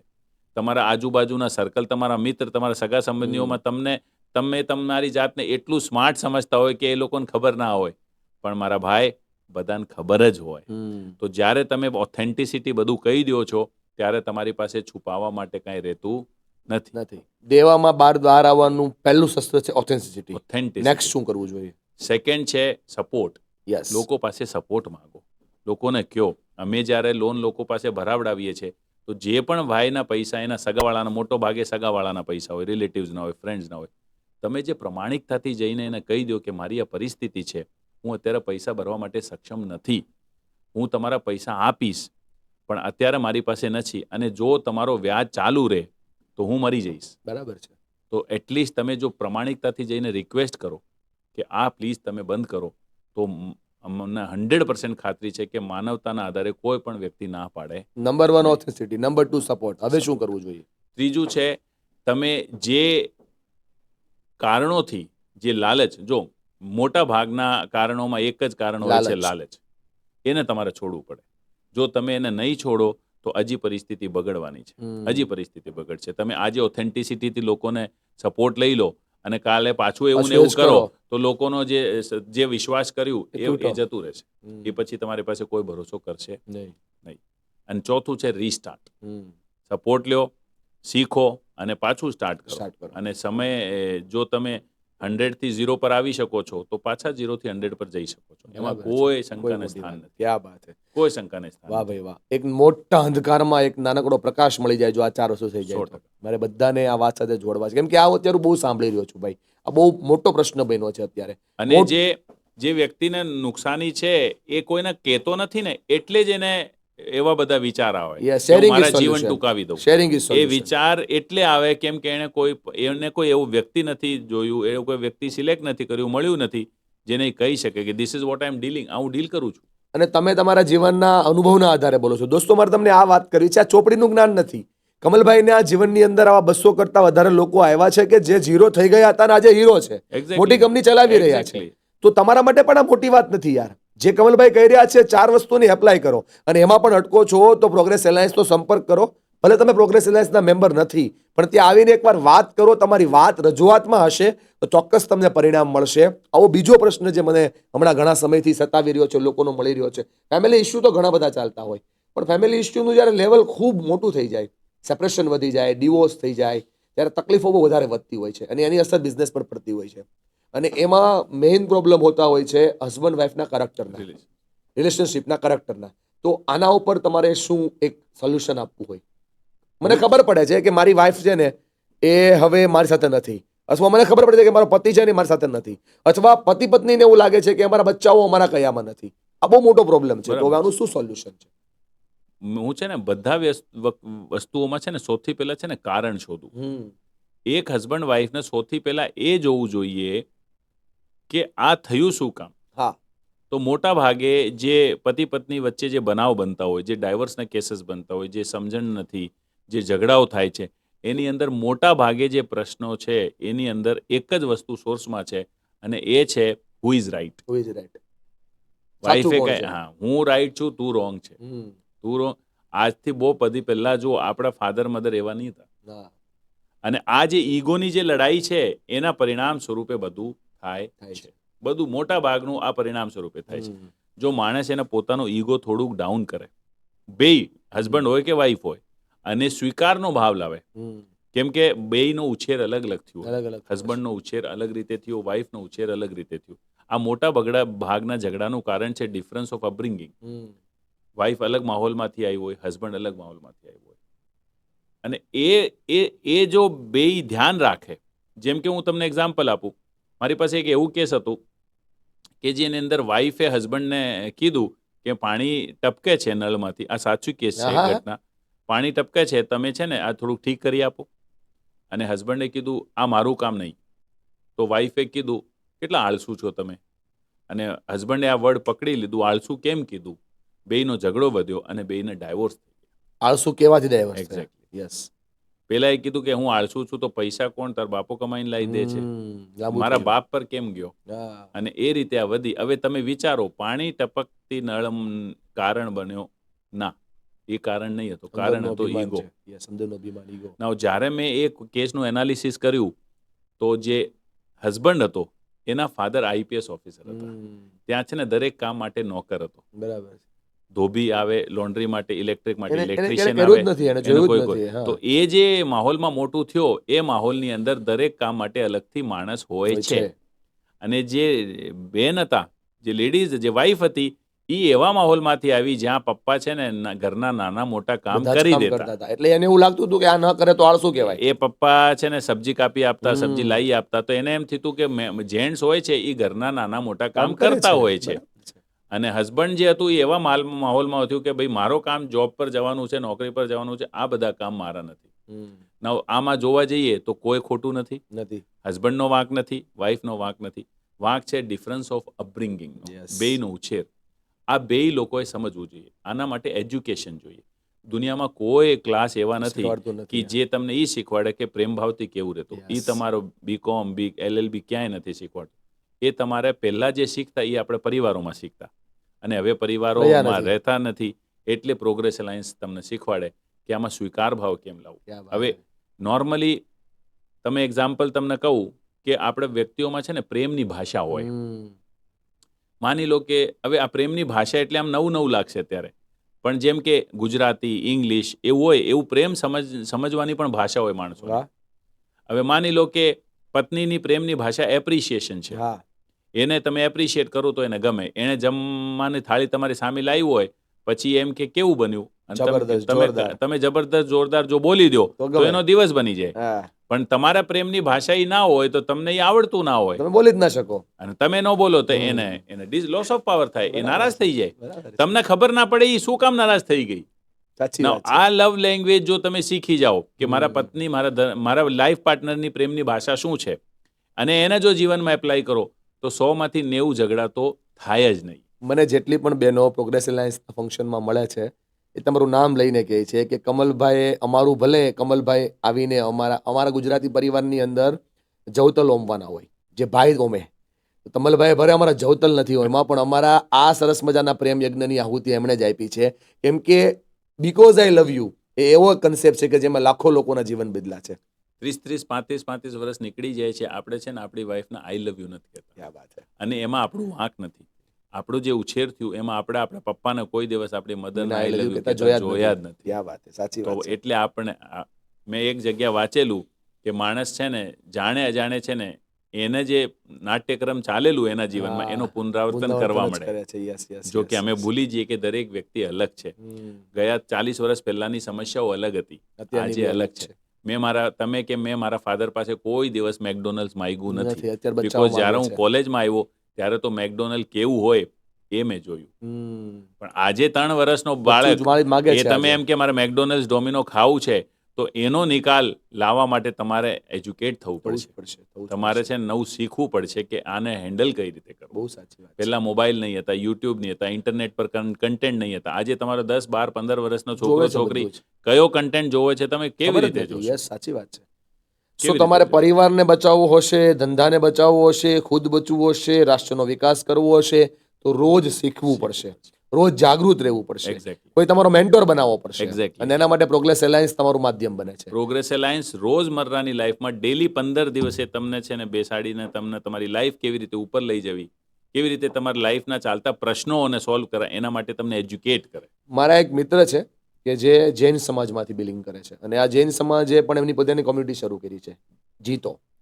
અને આવા ઘણા બધા કોમ્યુનિટીઓ શરૂ થઈ છે જે બિઝનેસ માટે પ્લેટફોર્મ આપે છે.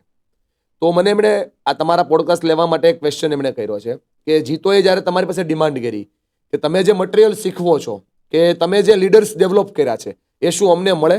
તો તમે સંકોચ વગર એમને હા પાડી. તો તમારું એક અલગ પ્લેટફોર્મ છે, એમનું એક અલગ પ્લેટફોર્મ છે, તો તમે કેમ હા પાડો છો? તમે કેમ લોકોને પોતાની મોનોપોલી શેર કરી દો છો? જ્યારે કાંઈ ભેગું કરી લેવાનો ઉદ્દેશ્ય જ ના હોય, જ્યારે આપી દેવું જ ઉદ્દેશ્ય હોય, તો આપવામાં વાંધો શું છે? કેવી રીતે તમે આ લોકોને સપોર્ટ કરી શકશો? કોઈ પણ સંસ્થા, અમારી જેવી ઘણી બધી સંસ્થાઓ છે જે બહારથી અમારી જેવી દેખાય. હા.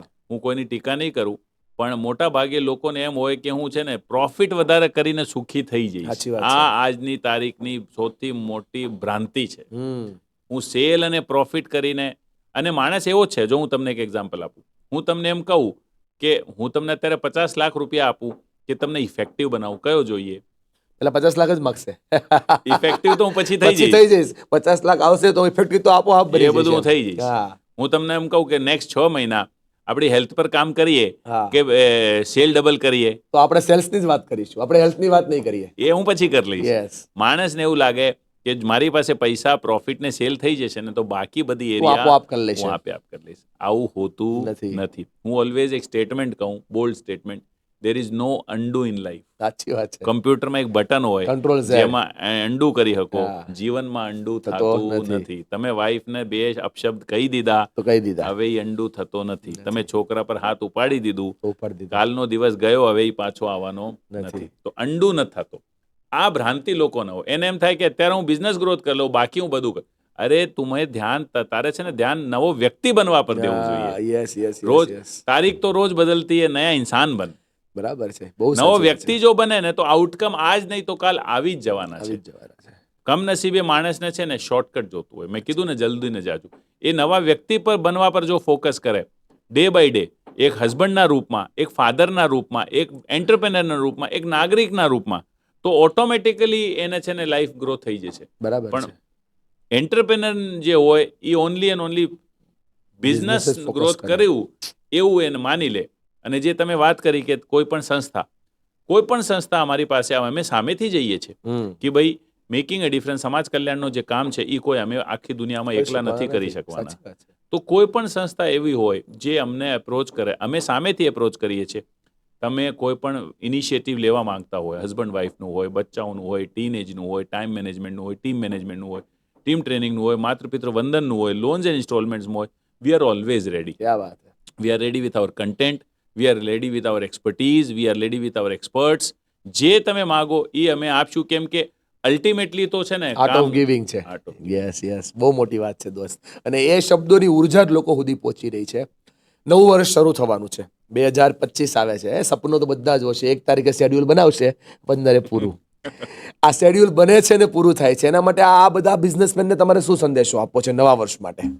નવા વર્ષમાં ઓલવેઝ છે ને લક્ષ્ય આધારિત જીવન જીવો.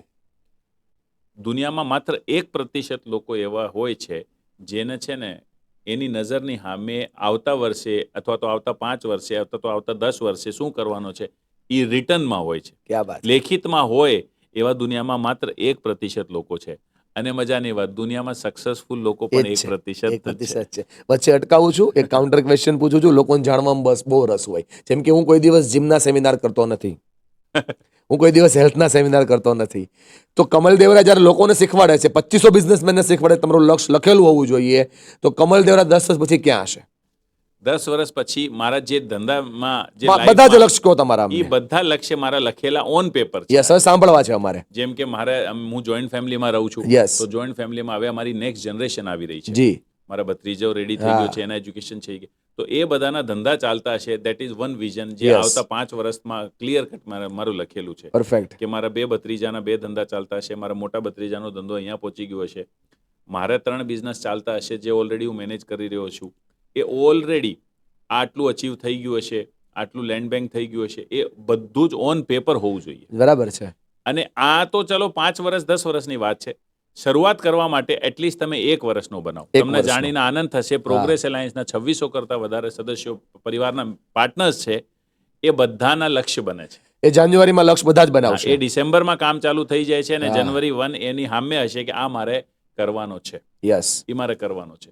જો તમારી પાસે ક્લિયર જ ના હોય કે મારે શું મેળવવાનું છે, કેટલું મેળવવાનું છે, તો તમે કઈ રીતે થશો? નોર્મલી આપણે શું કરીએ, આપણે નિશાન ફિક્સ નથી કરતા, પછી જ્યાં નિશાનો લાગે એ જ મારો લક્ષ્ય. બરાબર, એવું ના હોવું જોઈએ. તમે તય કરો. સૌથી પહેલા તમે આવતા વર્ષ માટે છે ને આજે જે પોડકાસ્ટ રેકોર્ડ થઈ રહ્યું છે એનાથી હજી આપણી પાસે 1 મહિનાનો સમય છે. એ 1 મહિનામાં એ દરેક એન્ટરપ્રેનર, અને એન્ટરપ્રેનર શું કામ, સ્ટુડન્ટ હોય, બધા જોબ કરતો હોય, બધો વ્યક્તિ એક પેપર લઈને બેસે અને તય કરે કે મારે શું મેળવવાનું છે. એમાં એના ફાઇનાન્શિયલ ગોલ્સ હોય, એમાં એના ફ્રેન્ડ્સ હોય, એની હોબીઝ હોય, એના પ્રોફિટ્સ, એના સેલ્સ, એના સોશિયલ ગોલ્સ, જેટલા પણ ગોલ હોય એ એને લખે. અને એ પછી એના સ્ટેપ્સ હોય કે ગોલ તય કેવી રીતે કરવા. શું આ લખેલા ગોલ સાકાર થાય છે? 100%. બરાબર છે. મારા જીવનમાં જે છેલ્લા 10 વર્ષથી જે પણ હું ગોલ લખું એ સાકાર થઈ જાય છે અને એનો સાયન્સ કામ કરે છે. તમે જ્યારે તમારી નજરની સામે હો એ ગોલ જેમ કે હું ઓલવેઝ છે ને મારા ગોલ છે ને, જે હું કપડાં પહેરવાની જે અલમારી છે એની ઉપર લગાવી દઉં. વાહ. તો રોજ મારા કપડા માટે અલમારી ખોલવાની હોય, રોજ ગોલ વાંચવાનો. બરાબર છે. તમને જાણીને આનંદ થશે, 90-95% ગોલ્સ જે હું લખું એ મારા અચીવ થઈ જાય છે. ક્યાં વાત છે, મારા અચીવ થઈ જાય. જબરદસ્ત. અને આવા જ 2500 લોકોના જીવનમાં આપણે કરીએ છીએ. યસ. હા, ખાલી લખવાથી કોઈ દિવસ અચીવ થશે નહીં. એના માટે તમારે સુસંગત એક્શન પણ લેવા પડે. પણ હા, જો તમારે સામે લખેલા હોય ને રોજ તમારી સામે આવે તો એક્શન આપે આપ આવવા મળે છે. એટલે લખવાનો અને એને નજરની સામે રાખવાનું. તમે મસ્ત ગોલચાર્ટ બનાવી દીધું અને એને ફોલ્ડ કરીને અલમારીમાં મૂકી દીધું, એનાથી કાંઈ થશે નહીં. સૌથી પહેલા ગોલ્સ હોવા પડે, રિટર્ન હોવા પડે અને રિટર્ન હોઈને તમારી આંખની સામે રાખવા પડે અને એમાં સુસંગત એક્શન લેતા લેવા રહેવા પડે. આ પ્રોસેસ જો તમે કરો તો તમારા જીવનના દરેકે દરેક ગોલ અચીવ થાય છે. 2025 સુપર 2025 બને, પાવરફુલ 2025 બને, એ માટે એક એન્ટરપ્રુનને કરવા જેવી 10 બાબતો તમે મને શેર કરો. 2025માં એની જે આ વર્ષ એનું યાદગાર જીવન બની જાય એના તમે એમ જ માટે સમજો કે આવનારા સમયમાં દુનિયા થવાની જ નથી. 2025 મારા માટે છેલ્લું વર્ષ છે, ગોલ્ડન યર છે, અને હું એક એન્ટરપ્રિન્યોર છું, તો મારે શું કરવું જોઈએ? કમલ દેવરા શું કહે છે? Very good. સૌથી પહેલા એના છે ને એના જે રિલેશનશિપ, ઇમ્પોર્ટન્ટ રિલેશનશિપ Yes. છે ને એમાં ખાતરને પાણી નાખવું number 1 relationship. Okay. Relationship. Second બીજું હેલ્થ, હેલ્થ. એના હેલ્થ પર ધ્યાન આપવું જોઈએ. ત્રીજું એના જે ફાઇનાન્શિયલ ગોલ છે એ મારા માટે 100% લગાવી દેવું જોઈએ. ક્યાં બાત હે, ફોકસ કરીને. ચોથી એની ટીમને મોટિવેટ કરવું ક્યાં જોઈએ. વાત હે. પાંચમું એની હોબીઝ જે હોય એ પરસ્યુ કરવું જોઈએ. બરાબર ગમે એટલું છે. ધંધો હોય પણ એની જે મનગમતી વસ્તુઓ છે, એના હોલિડેઝ, એના ઓલ્ડ ફ્રેન્ડ્સ, એના હેલો કોલ્સ, એ એને કરવા જ જોઈએ. ક્યાં વાત હે. મા બાપ સાથે બેસવું જોઈએ, બહુ સરસ. કંઈક આપવું જોઈએ, દુનિયાને કંઈક આપવું એવું કંઈ થવું જોઈએ, બરાબર છે. અને પોતાની સાથે ટાઈમ ગાળવવું જોઈએ. સેલ્ફ સાથે. હા, આ બધા વસ્તુઓ જે છે જો એ કરે તો એનું દરેક ક્ષણ, દરેક દિવસ, દરેક મહિનો, દરેક વર્ષ છે ને ગોલ્ડન યર બની ક્યાં જાય. વાત છે. 2025 ને યાદગાર બનાવવા માટે આટલું કરવાની જરૂર છે, અને પ્રોગ્રેસિવ લાઈફમાં રોજ જે થાય છે. રોજ થાય છે. ક્યાં વાત છે. રોજ અને થાય આ જે આખું જે આટલું મોટું તંત્ર ચાલે છે, 2500 કરતા વધારે લોકોના જીવનને બદલવાની પ્રોસેસ ચાલે છે. તમે ધંધો કરો છો, તમારી સંતોષ સાડી નામની એક સરસ મજાની ફર્મ ચાલે છે, તમારા પણ પરિવાર છે, અને આટલું મોટું ફર્મ તમે હેન્ડલ કરો છો. તમને ક્યારે એમ થતું નથી કે આ બધું મારથી એકલાથી કેમ થાય એમ? પ્રોગ્રેસ એલાયન્સ જે સંસ્થા છે એ કોઈ એક વ્યક્તિ અથવા તો એક ગ્રુપ ઓફ વ્યક્તિ દ્વારા નથી સંચાલિત થતી. દરેકે દરેક પરિવારનો સદસ્ય, જેને અમે પાર્ટનર કહીએ છીએ, એ બધાય વ્યક્તિનો એની અંદર કોન્ટ્રીબ્યુશન છે. આ એકલી એવી સંસ્થા છે જે લોકો થકી, લોકો દ્વારા અને લોકો માટે કામ કરે ક્યાં છે. વાત. અને હું તો ખાલી ચહેરો છું, જેમ કે મંદિરની ઉપર ધ્વજા દેખાતી હોય, હા. હું ખરેખર એમાં કામ કરતો નથી. મારા જેવા 200થી વધારે ગ્રોથ પાર્ટનર્સ, જે મારા પાર્ટનર્સ હોય, અને 600થી વધારે અસિસ્ટિંગ મેમ્બર્સ, અને આ સિવાય અમારી જે પ્રોગ્રામ્સ હોય, અમારા જે ઇવેન્ટ્સ હોય, એની અંદર પણ દરેકે દરેક પાર્ટનર એવી રીતે કામ કરે કે આ મારી જિમ્મેદારી છે. જય હો. તો 2600 લોકો મળીને કામ કરે છે તો આટલું બધું કામ થાય છે. એમાં એક વ્યક્તિ એમાં કોઈ વધારે કામ કરતું હોય એવું હોતું નથી. દરેકે દરેક વ્યક્તિ કામ કરે. જેમ કે 55 ચેપ્ટર છે તો 55 ચેપ્ટરને લીડ કરવા માટે 3-3, 4-4 ગ્રોથ પાર્ટનર હોય. બહુ સાચી વાત. તો 200 કરતા ગ્રોથ પાર્ટનર છે. એ ગ્રોથ પાર્ટનરોને ટેક કેર કરવા માટે સર્કલ ગ્રોથ પાર્ટનર હોય. બરાબર. સર્કલ ગ્રોથ પાર્ટનરને ટેક કેર કરવા માટે ક્લસ્ટર ગ્રોથ પાર્ટનર. એવી રીતે બધાએ મળીને એકાબીજાનો વિકાસ કરે. એટલે અમે કહીએ છીએ ગ્રોઈંગ ટુગેધર. બહુ હું સાચી વાત છે. મારો પણ કામ કરું, તારો પણ કામ કરું, એવી રીતે ચાલે. તમારા મોઢે મેં ઘણી બધી વાર સાંભળ્યું છે કે વાંચતા રહેવું જોઈએ, રોજ રીડિંગ કરવું જોઈએ. તો 2025માં વાંચી શકાય એવી કોઈ બુકનું લિસ્ટ તમે બોલો. સેલ્ફ ડેવલપમેન્ટ માટે જો હોય હા. તો ઓલવેઝ તમારે બુકો ઘણી બધી છે, પણ એક બુક છે જે હું ઓલવેઝ રિકમેન્ડ કરું, બડી સોચ કા જાદુ. બડી સોચ કા જાદુ. ઓકે. બડી સોચ કા બડા જાદુ. એ બુક તમારે જરૂર વાંચવી જોઈએ, કેમ કે મોટા ભાગે મેં જોયું છે કે લોકો એક ફિનોમિનાથી ગ્રસિત હોય છે, એક બીમારીથી ગ્રસિત હોય છે, અને એ બીમારી છે નાની સોચ. હું નાનો છું, I am small, I am not capable. દુનિયામાં કોઈ નાનું પેદા થતું નથી, કોઈ નાનું ઇનકેપેબલ થતું નથી. બરાબર છે. બડી સોચ કા બડા જાદુ, એ બુક ઘણા બધા લોકોના જીવનમાં એણે બદલાવ કર્યું છે. એવી રીતે જો બિઝનેસની વાત કરો તો બિઝનેસની અંદર ધ વન થિંગ, કોઈ એક વસ્તુ. The one thing. તમારે જો ટાઈમ મેનેજમેન્ટની અંદર પાવરફુલ બનવું હોય તો એક ફેમસ બુક છે, eat the earliest ugly frog first. એવી ઘણી બધી વસ્તુઓ છે જે તમે વાંચવી જોઈએ. પણ મૂળ એ છે કે સતત વાંચતા રહેવું જોઈએ. યસ. સતત વાંચતા રહેવું યસ. જોઈએ. વાંચવાથી તમારા વિચારોની અંદર નવું નવું ઉર્જાનો સર્જન થાય છે. બહુ સાચી વાત છે. ઓલવેઝ વાંચો તમે, જ્યારે ટાઈમ મળે, જ્યારે ટાઈમ મળે. હું તમને કહું, તમે બિલકુલ નથી વાંચતા, આ વર્ષે તમે એક બુક વાંચવાનો લક્ષ્ય બરાબર લો. છે. એક સમય આવશે તમે 12, 15, 18 બુક સુધી પહોંચી જશો. ક્યાં વાત છે. કેમ કે every leader is leader. Every જે રીડર છે બધા જ લીડર છે. સફળ બરાબર છે. લોકોની જે આદતો હોય, જો હું તમને કહું, સફળતા વ્યક્તિગત નથી. સફળ લોકો કંઈક કરતા હોય છે જે અસફળ લોકો નથી કરતા. તો એ સફળ લોકો જે કરે છે એ જો તમે કરવા મળો તો તમારા માટે પણ અવેલેબલ છે. જેમ કે સફળ લોકો છે ને સવારે જલ્દી ઉઠીને છે ને એના હેલ્થને ધ્યાન આપતા હોય.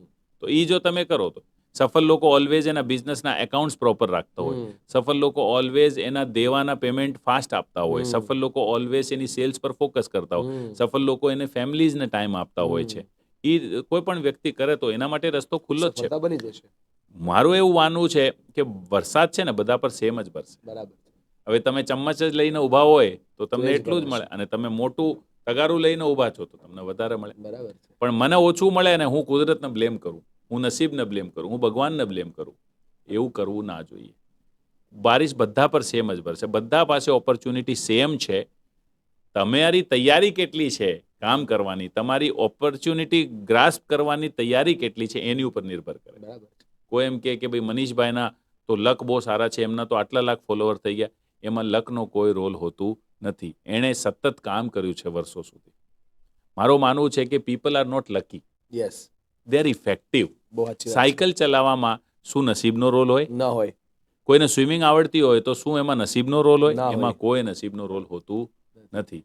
પણ લોકો છે ને એના જે ફાઇનલ ડેસ્ટિનેશન જ્યાં એ પહોંચી ગયો એ જોશે, એના પાછળ એને જે મહેનત કરી હોય એ કોઈ દિવસ. આજે લોકો મનીષ વગાસિયાને જોવે, પણ મનીષ વગાસિયાએ ક્યાંથી શરૂઆત કરીને જે પરસિસ્ટન્સ, જે કન્ટિન્યુટીથી જે કરી હોય એ લોકો જોતા નથી. એ જો તૈયારી રાખે કરવાની તો એ પણ એ લેવલે પહોંચી જાય. બહુ સાચી વાત છે. હરીફાઈનો માહોલ ખૂબ ચાલે છે. આપણે આ સવાલ એટલા માટે પૂછવો છે કે કોમ્પિટિશન બહુ છે. તો ધંધામાં હરીફાઈ કે હરીફાઈમાં ધંધો, આના વિશે કમલ દેવરા શું માને છે?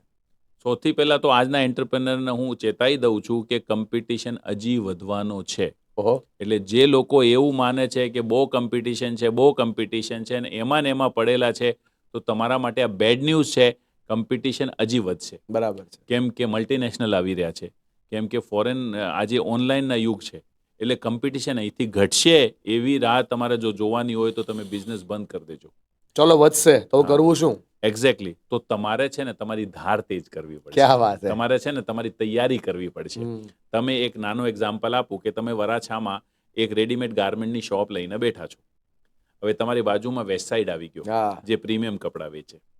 તમારે હવે તમે હલકું વેચતા હતા, આ બાજુ ઝુડિયો આવી ગયું. જોડી આવી ગયો. એક જ કંપનીના બે સ્ટોર છે. બરાબર છે. જે પ્રીમિયમ ખરીદવા વાળો છે એ તેને વેસ્ટ સાઇડમાં ત્યાં લઈ જશે. ચાલ્યો જશે, ને જે એ જોડીઓમાં જશે. તમારી પાસે આવશે કોણ? બરાબર છે. તો આના માટે તૈયારી આજથી રાખવી પડશે.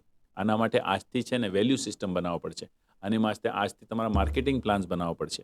આના માટે આજથી કસ્ટમર સાથેના રિલેશનશિપમાં પાણી નાખવું પડશે. ક્યાં વાત છે. આજથી તમારે છે ને તમારે કોમ્પિટિટિવ કેશમાં ખરીદવાનું, રિઝનેબલ માર્જિન જો કરવાનું, તમારા રિસોર્सेस, તમારા કેપિટલ એસેટ્સ એ તમારે પોતે કરવાનું આજથી વિચારવું પડશે.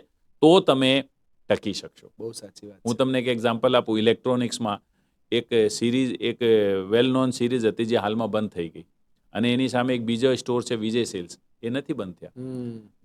ઘણું બધું કોમ્પિટિશન આવી ગયું. કેમ? એણે છે ને એને ધંધાની મજબૂતાઈ પહેલેથી એન્શ્યોર કરેલી. બરાબર છે. એના ખર્ચા ઉપર કંટ્રોલ કરેલો, એને પોતાના બધા સ્ટોર્સ સેલ્ફ ઓન કરી લીધેલા, એને કેપિટલ પર બહુ ઇન્ટરેસ્ટ નથી ચડતો. તો આ બધી જો તૈયારી તમે કરીને રાખશો તો તમને કોમ્પિટિશન નડશે નહીં. બાકી કોમ્પિટિશન આવનાર સમયમાં વધવાનો છે. તમે કોમ્પિટિશનની ક્યાં વાત કરો, કેટલા બધા ધંધા આમ જોતા જતા છે ને આઉટડેટેડ થઈ જવાના છે. બહુ સાચી વાત છે. જેમ કે કોઈ એક્ઝામ્પલ આપો તો ક્લેરિટી આવે. જો તમે અત્યારે અલર્ટ નહીં થાઓ તો નિશ્ચિત રૂપે છે ને તમને તકલીફ આવી જશે. એક્ઝામ્પલ હું તમને કહું, કંકોત્રીનો ધંધો. હવે કોણ કંકોત્રી છપાવે? ડિજિટલ થઈ ગયું બધું. તો જો તમે એમાં ને એમાં બેઠા રહેશો તો નહીં ચાલે. તમને હજી કહું, ઇંગ્લિશ સ્પીકિંગના ક્લાસીસ, એ બધા ધંધા આઉટડેટેડ થઈ જશે. થાય છે, અને આમ રાતે રાત આવશે ને આઉટડેટેડ થઈ જશે. તો માણસ જો એક્ટિવ નહીં થશે, એ પોતાની ધારને તેજ નહીં કરશે, એ એજ્યુકેટ નહીં થશે, દુનિયામાં શું ચાલી રહ્યું છે એનાથી અવેર નહીં થશે, આવનાર ઇન્ડસ્ટ્રી શું છે એનો નેટવર્ક નહીં વધારશે, તો 100% એ તકલીફમાં આવી જશે. બહુ સાચી વાત છે. 100%. તમે કેરોસીનનો સ્ટોવથી જે રોટલી બનતી એનો ધંધો અત્યારે લઈને બેસશો તો નહીં ચાલે. મારા એક મિત્ર હતા, એમને અહીંયા સુરતની અંદર તમે જાણો છો ટેક્સટાઇલની જે મિલ્સ હોય એ કયા લેવલની છે. હવે ત્યારે છે ને આજથી 20 વર્ષ 15 વર્ષ પહેલા છે ને પાવર કાપ થતું. તો જ્યારે પાવર કાપ થતું ત્યારે ડીઝલ ઇન્જિન ચાલતા, અને એ ડીઝલ ઇન્જિનમાં જ પડ્યા રહ્યા. હવે મોદી સરકાર આવી, મોદીજી છે ને 24/7 પાવર કાપ કરી દીધું, તો એનો ધંધો સીધું 50% થઈ ગયો. બરાબર છે. હવે હજી પણ એને એ ધંધો એ જ કર્યું. ધીમે ધીમે છે ને પેલા સાયલેન્ટ જનરેટર આવી ગયા. તો જો તમે સમયની સાથે પરિવર્તન નહીં કરશો, ધ સ્પીડ ઓફ ચેન્જ જે છે ને એ બહુ ખતરનાક છે આજની દુનિયામાં. અને જો એની સાથે તમે તમારા ધંધાને નહીં બદલશો, તમારી લોકેશન્સ, તમારા ધંધો કરવાની રીત, તમારી ડિઝાઇન ટેસ્ટ પેટર્ન, તમારા માર્કેટિંગ, એ બધું જો તમે નહીં કરશો, 100% તમે પાછળ રહી જશો અને ધંધો તમારા માટે રહેશે નહીં. અપડેટ તમે ધંધા માટે ફિટ નહીં રહેશો. બાકી વાત છે, અપડેટ નહીં થાવ તો આઉટડેટ થઈ જશો. Outdated થઈ અને અપડેટ થવું હોય તો તમારા બધા માટે માધ્યમ છે પ્રોગ્રેસ એલાયન્સ, જે તમને એક એક ક્ષણ સાથે અપડેટ કરે છે, જીવનની એક એક ક્ષણ સાથે. આજે બહુ બધું શીખવાનું મળ્યું, બહુ બધું જાણવાનું મળ્યું. બિઝનેસના પ્રોબ્લેમ્સમાં સોલ્યુશન્સ મળ્યા, પરિવારના પ્રોબ્લેમ્સમાં સોલ્યુશન મળ્યા, જીવવાની ને જીતવાની રીતો મળી. પણ મારે તમને એક સવાલથી આજના પોડકાસ્ટને આપણે એન્ડ તરફ લઈ જવો છે, અને બહુ અઘરો સવાલ છે અને બહુ સહેલો પણ સવાલ છે. મહાન બનવાની એક પદ્ધતિ છે માફ કરવા અથવા માફી માંગવી. આના વિશે કમલ દેવરા શું માને છે, અને શું કમલ દેવરાને કોઈ દુશ્મન છે? કોઈ મારા જીવનમાં દુશ્મન છે નહીં. અને જે તમે કીધું, માફી જો માગી લે ને તો સામેવાળાને જે થશે તે અહીંથી છે ને ભાર ઉતરી જાય છે. બરાબર છે. માફી કરવું અને માફી માગવું બેય પોતાના માટે જ છે. લોકોને એમ થાય કે મેં માફ કરી દીધું એટલે સામેવાળાને મુક્તિ મળી ગઈ. આ વહેમ છે. મારી મુક્તિ ક્લિયર છે. એક્ઝેક્ટલી. Yes. હું જ્યારે માફ કરું છું ત્યારે મારે ઉપર જે બોજો છે, મારી આત્માની ઉપર જે બોજો છે એ જતું રહે છે. અને માફી માગીને પણ મેં કાંઈ ખોટું કર્યું, માણસ છીએ આપણે, ભૂલ કરીએ જ છે, મેં માફી માગી લીધું તો એમ એટલે એ જે ગ્લાનીના બોજમાંથી હું મુક્ત થઈ જાઉં છું. માફ કરવો અને માફી માગવી એ બેય પોતાના માટે છે. અને એના એ કરીને છે ને માણસ ફ્રી થઈ જાય છે, માણસને નવું જીવન મળી જાય છે. દરેકે દરેક વ્યક્તિને કોઈ પણ રિલેશનશિપ હોય, નાનું હોય કે મોટું હોય, એક આપણી ટીમ મેમ્બરમાં એક કામ કરતો વ્યક્તિ પણ હોય, તમારી મિસ્ટેક જો તમને એ જ મોમેન્ટે રિયલાઇઝ થાય તો તમારે માફી માગી લેવાની. બચ્ચા સાથે માફી માગી લેવાની, તમારી વાઈફ સાથે માફી લેવાની. મા બાપ તો જ આપણા જેમ છે જ ભગવાન રૂપમાં, એની પાસે માફી માગવામાં આપણે શું શરમ? પણ દરેકે દરેક જગ્યાએ માફ કરવું અને માફી માગવું એ જો માણસને આવી જાય તો લગભગ પ્રશ્નોનો ઉકેલ આવી. તમારા જીવનની કોઈ એવી ઘટના કે જેમાં તમને માફી માગવાથી આજે તમને ખૂબ સારા એવા બેનિફિટ્સ થયા હોય? ઓલવેઝ આ સંસ્થાના ઘડતરમાં, આ સંસ્થાના બનાવવામાં ઘણી બધી જગ્યાઓ મેં મિસ્ટેકો કરી છે. ઘણી બધી જગ્યાઓ મેં એવા કામ ડિસિઝન લીધા છે જે પછી મને રિયલાઇઝ ત્યાં ખોટા નહીં છે. કરવી જોઈએ. તો એ બધા જ વ્યક્તિઓ પાસે વ્યક્તિગતમાં, જાહેરમાં મેં જઈને કીધું છે કે આ મારે ના કરવું જોઈએ તું, અને આના માટે તમે મોટું હૃદય રાખીને મને માફ કરો. અને આજે લોકો મારા સારા મિત્ર બની ગયા. બહુ સાચી વાત તો છે. આજે મારો એ 2600 લોકોનો વિશાળ વર્તુળ મિત્રતાનું જે થયું એ આના લીધે જ થયું કે એનાથી ભૂલ થઈ હોય તો હું મોટો હૃદય રાખીને માફ કરું, અને મારાથી ભૂલ થઈ હોય તો મને નાનો ભાઈ સમજીને એ માફ ક્યાં કરે. વાત છે યાર, બહુ મોટી વાત છે, બહુ મોટી વાત અને છે. એ માફીનો જે એક ગુણ માણસની અંદર આવી જાય તો મને લાગે છે પરિવાર, સમાજ ઘણું બધું બદલાવ બદલે. પણ આ બધું બદલવાની વાત આવે ને કમલભાઈ, એટલે મનમાં એવું થાય કે તો કમલ બદલી શકે, હું ન બદલી શકું. એટલે મને એવું લાગે કે જ્યારે હું શીખવાની વાત કરું, જાણવાની વાત કરું, કોઈ મને સલાહ આપે તો મફતની જ હોય, એટલે આવે એટલે જાય. મતલબ મને નથી લાગતું કે મારથી બદલાવ થાય. આવા મારી પાસે થાઉઝન્ડ ઓફ પીપલ બેઠા છે અને એ મને કમેન્ટ કરશે જ કે એ બધું કમલના જીવનમાં થાય, એ 2600 લોકોના જીવનમાં થાય, મારા જીવનમાં ન થાય. તો મને છે ને તમારી પાસે આજે એ જાણવું છે ભાઈ કે આજના, તમારી એજ કેટલી? ઓનલી 46. આજના 46 યરના કમલ દેવરા અને 26 વર્ષનો હતો એ કમલ દેવરા, આ બંનેમાં ફરક કેટલો? એણે પોતાની જાતમાં કેટલા બદલાવ કર્યા? એ પ્રોસેસ કેવી હતી? અને આ બદલાવ થયા પછી આજે એમને શું મળી રહ્યું છે? બદલાવથી પહેલા છે ને બદલાવ કરવાનો અહેસાસ આવે. બહુ સાચી વાત છે. મારા ભગવાનની મહેર છે કે મને છે ને આ જલ્દી સમજાઈ ગયું. જો મને પણ આ 40-50ની પછી સમજાણું હોત તો કઈ ના થાત. તો કાંઈ ના થાત. આજના યુવાનને હું કહીશ કે તમે આજે અગર જો 24 ને 25 વર્ષના છો તો હજી તમારી પાસે જીવનના કામ કરવાના 25 થી 30 વર્ષ છે. બહુ સાચી વાત છે ભાઈ. તો એ બદલાવની, મારું બધું બરાબર જ છે. હું પણ પહેલા મારવાડી ફેમિલીમાં જન્મેલો, એમ પોતાને MBA સમજતો વ્યક્તિ હતો. જ્યારે મને કોઈ એમ કે તારે આમ કરવું છે, મને બધું ખબર જ છે. હું તમે કહેતા બી ખરા. ઓલરેડી કહેતા. યસ. આ છેલ્લા 8 વર્ષ 9 વર્ષથી જ્યારે હું પ્રોગ્રેસ એલાયન્સમાં જોડાયો ત્યારે મારામાં આ બદલાવ આવ્યો છે. હું એવું નહોતું, હું પણ એક અડિયલ બિઝનેસમેન, એક ઘમંડી બિઝનેસમેન જેવું જ હતો. થેન્ક્સ ટુ પ્રોગ્રેસ એલાયન્સ કે જેણે શીખવાડ્યું કે નહીં, મારે પણ શીખવું જોઈએ, મારે પણ રોજ નવું વ્યક્તિ બનવું બહુ સાચી જોઈએ. વાત તો જો કોઈ વ્યક્તિ આ પોડકાસ્ટને જોવે છે ને 20, 22, 24 વર્ષનો છે તો એને હું ક્લિયર કટ કહું કે તમારે છે ને આજથી આ પ્રોસેસમાં આવી જવું જય જોઈએ. હો. હું તમને એક એક્ઝામ્પલ આપું. 40 વર્ષની ઉંમરે મને ખબર પડી કે કસ્ટમરને ટાઈમે ડિલિવરી આપવી જોઈએ. 40 વર્ષે. 40 વર્ષ. જય હો. તો જો મને એ 24 વર્ષની ઉંમરમાં ખબર પડી ગઈ હોત આજે તો એમ્પાયર મોટું હોત. બહુ સાચી વાત છે ભાઈ. 40 વર્ષની ઉંમરે મને ખબર પડી કે ટીમ મેમ્બર છે ને એની ઘરના વ્યક્તિની જેમ સમજવું જોઈએ અને એ જ આપણું ધંધો ચલાવે છે એવું સમજવું ટીમ જોઈએ. મેમ્બર એટલે આપણો સ્ટાફ. યસ, યસ, 40 વર્ષ સુધી હું એવું વિચારતો કે હું એનો પેટ ભરું છું, આ તો પગારદાર છે. હું પગાર આપું છું. હા. 40 વર્ષ પછી મને ખબર પડી કે એ મને પગાર આપે છે, એ મહેનત કરે છે, તો હું એસી કેબિનમાં તો બેસું એવું છું. દેખાણું ને કે એ કમલ કરતા આ કમલને ઇજ્જત વધારે મળે છે, આ કમલને માન વધારે મળવા માંડ્યું. એક્ઝેક્ટલી. યસ. અને જેમ હું કહું કે અંડું નથી હોતો, કાશ મને આ બધું 24 વર્ષે મળી ગયું હોત તો. આજે બધા યુવાનો પાસે એ ઓપોર્ચ્યુનિટી છે કે એમને 24 વર્ષે મળી મળી શકે શકે છે. તેમ છે. મને લગ્નના 16 વર્ષ પછી ખબર પડી કે વાઈફને છે ને રિસ્પેક્ટ આપવાનું. મને 16 વર્ષ પછી ખબર પડી કે વાઈફના કોઈ દિવસ માતા પિતા પર નહીં બોલવાનું. જો મને છે ને એ લગ્નના 2 વર્ષ કે લગ્ન પહેલા ખબર પડી ગઈ હોત તો આજે મારા 16 વર્ષના જીવન કેવું બહુ હતું. beautiful. અને મારા જેવા કેટલા એવા છે કે જેને હજી નથી ખબર પડી. બહુ સાચી વાત છે. થેન્ક્સ ટુ ગોડ કે મને તો 46 વર્ષ 40 વર્ષની ઉંમરમાં ખબર તો પડી ગઈ. હજી 10-15 વર્ષ નીકળી ગયા હોત તો. ચાલો એક ફાસ્ટ ફાયર રાઉન્ડ ખેલી લઈએ. પહેલાનો કમલ, અત્યારનો કમલ. હું એક શબ્દ બોલીશ, તમારે ખાલી એનો ફેરફાર બનો. જેમ કે લર્નિંગ લીધા પછી ને લર્નિંગ કરતા કમલમાં વાણીમાં શું ફેરફાર આવ્યો? પોલાઇટ, વર્તનમાં શું ફેરફાર આવ્યો? હમ્બલ, વ્યવહારમાં શું ફેરફાર આવ્યો? મોર પરસિસ્ટિવ, વિચારોમાં શું ફેરફાર આવ્યો? ઇમેજિનરી, અભિગમ એટલે એટીટ્યુડમાં શું ફેરફાર આવ્યો? બીજાના પર્સપેક્ટિવથી પણ હું જોઈ શકું. હવે ડીપમાં સમજાવો છ વસ્તુ પ્લીઝ. સૌથી પહેલા જે તમે વાણી. કીધું વાણી, તો મને એ પાવર સમજાણું કે વાણીથી માણસને તમે પોતાનું પણ બનાવી ક્યાં શકો વાત અને માણસથી તમે એને દુશ્મન પણ બનાવી એવા તમે હતા નહીં પણ એવા બન્યા. એક્ઝેક્ટલી. ક્યાં વાત છે. પહેલા હું વારે વારે મિત્રો એટલા માટે આ વાત કરું છું કે એવા હતા નહીં ને બન્યા. સાલા આપણે સ્વીકારીને બેસી ગયા છે કે આપણે નહીં બદલીએ. જો કમલ દેવરા એમ બોલે છે કે મારા જીવનમાં વાણીનો બદલાવ કરીને મેં જીવનને અચીવ કર્યું છે, તો આપણે પણ કરવું જોઈએ. આ 15 મિનિટનો જે સેશન ચાલવાનો છે એને દિલ ખોલીને સાંભળજો. યસ. તો મને એ પાવર સમજાણું કે વાણીથી વ્યક્તિ મિત્ર બની શકે છે, વાણીથી વ્યક્તિ દુશ્મન બની શકે. દુનિયામાં બધું સર્જન વાણીથી થાય છે. ક્યાં વાત. તમે એવું કેવું આ થશે તો થાય છે, ને તમે એવું કા નથી થવાનું તો નથી Yes, થતું. થાય. તો ઓલવેઝ તમારી લેંગ્વેજ છે એ પોઝિટિવ રાખો. ઓલવેઝ તમારી લેંગ્વેજમાં ગ્રેટિટ્યુડનો ભાવ રાખો. ક્યાં વાત કુદરતે છે. ભગવાને કેટલું બધું આપ્યું છે. ઘણા બધા લોકોને હું જોઉં છું, મારી પાસે કાંઈ નથી, સાલું મારી પાસે કાંઈ નથી. હું એને કહું તારી પાસે મા બાપ છે, ક્યાં વાત. પરિવાર છે, ક્યાં વાત. સ્વસ્થ શરીર છે, સમાજમાં ઇજ્જત છે, કોઈ લાંછન નથી, 1 રૂપિયાનું દેણું, બીજું શું જોઈએ? વાહ ભાઈ વાહ. વિચાર. બરાબર. વિચાર ઓટોમેટિકલી જે એવા વિચારો તમે રાખો ને એવા વ્યક્તિઓ તમે બનતા જાઓ. Powerful. મારી વાઈફ છે ને કાંઈ કામ નથી કરતી કેવી એવું મેં થશે? 16 વર્ષ વિચાર્યું, અને મારી વાઈફ બહુ કમિટેડ છે એવા લાસ્ટ 6 યરથી વિચારું છું. પ્રેમ આખું અલગ જ છે. ક્યાં વાત છે, ક્યાં વાત છે. વાણી, વિચાર, નાવ વ્યવહાર, વ્યવહાર. બિહેવિયર.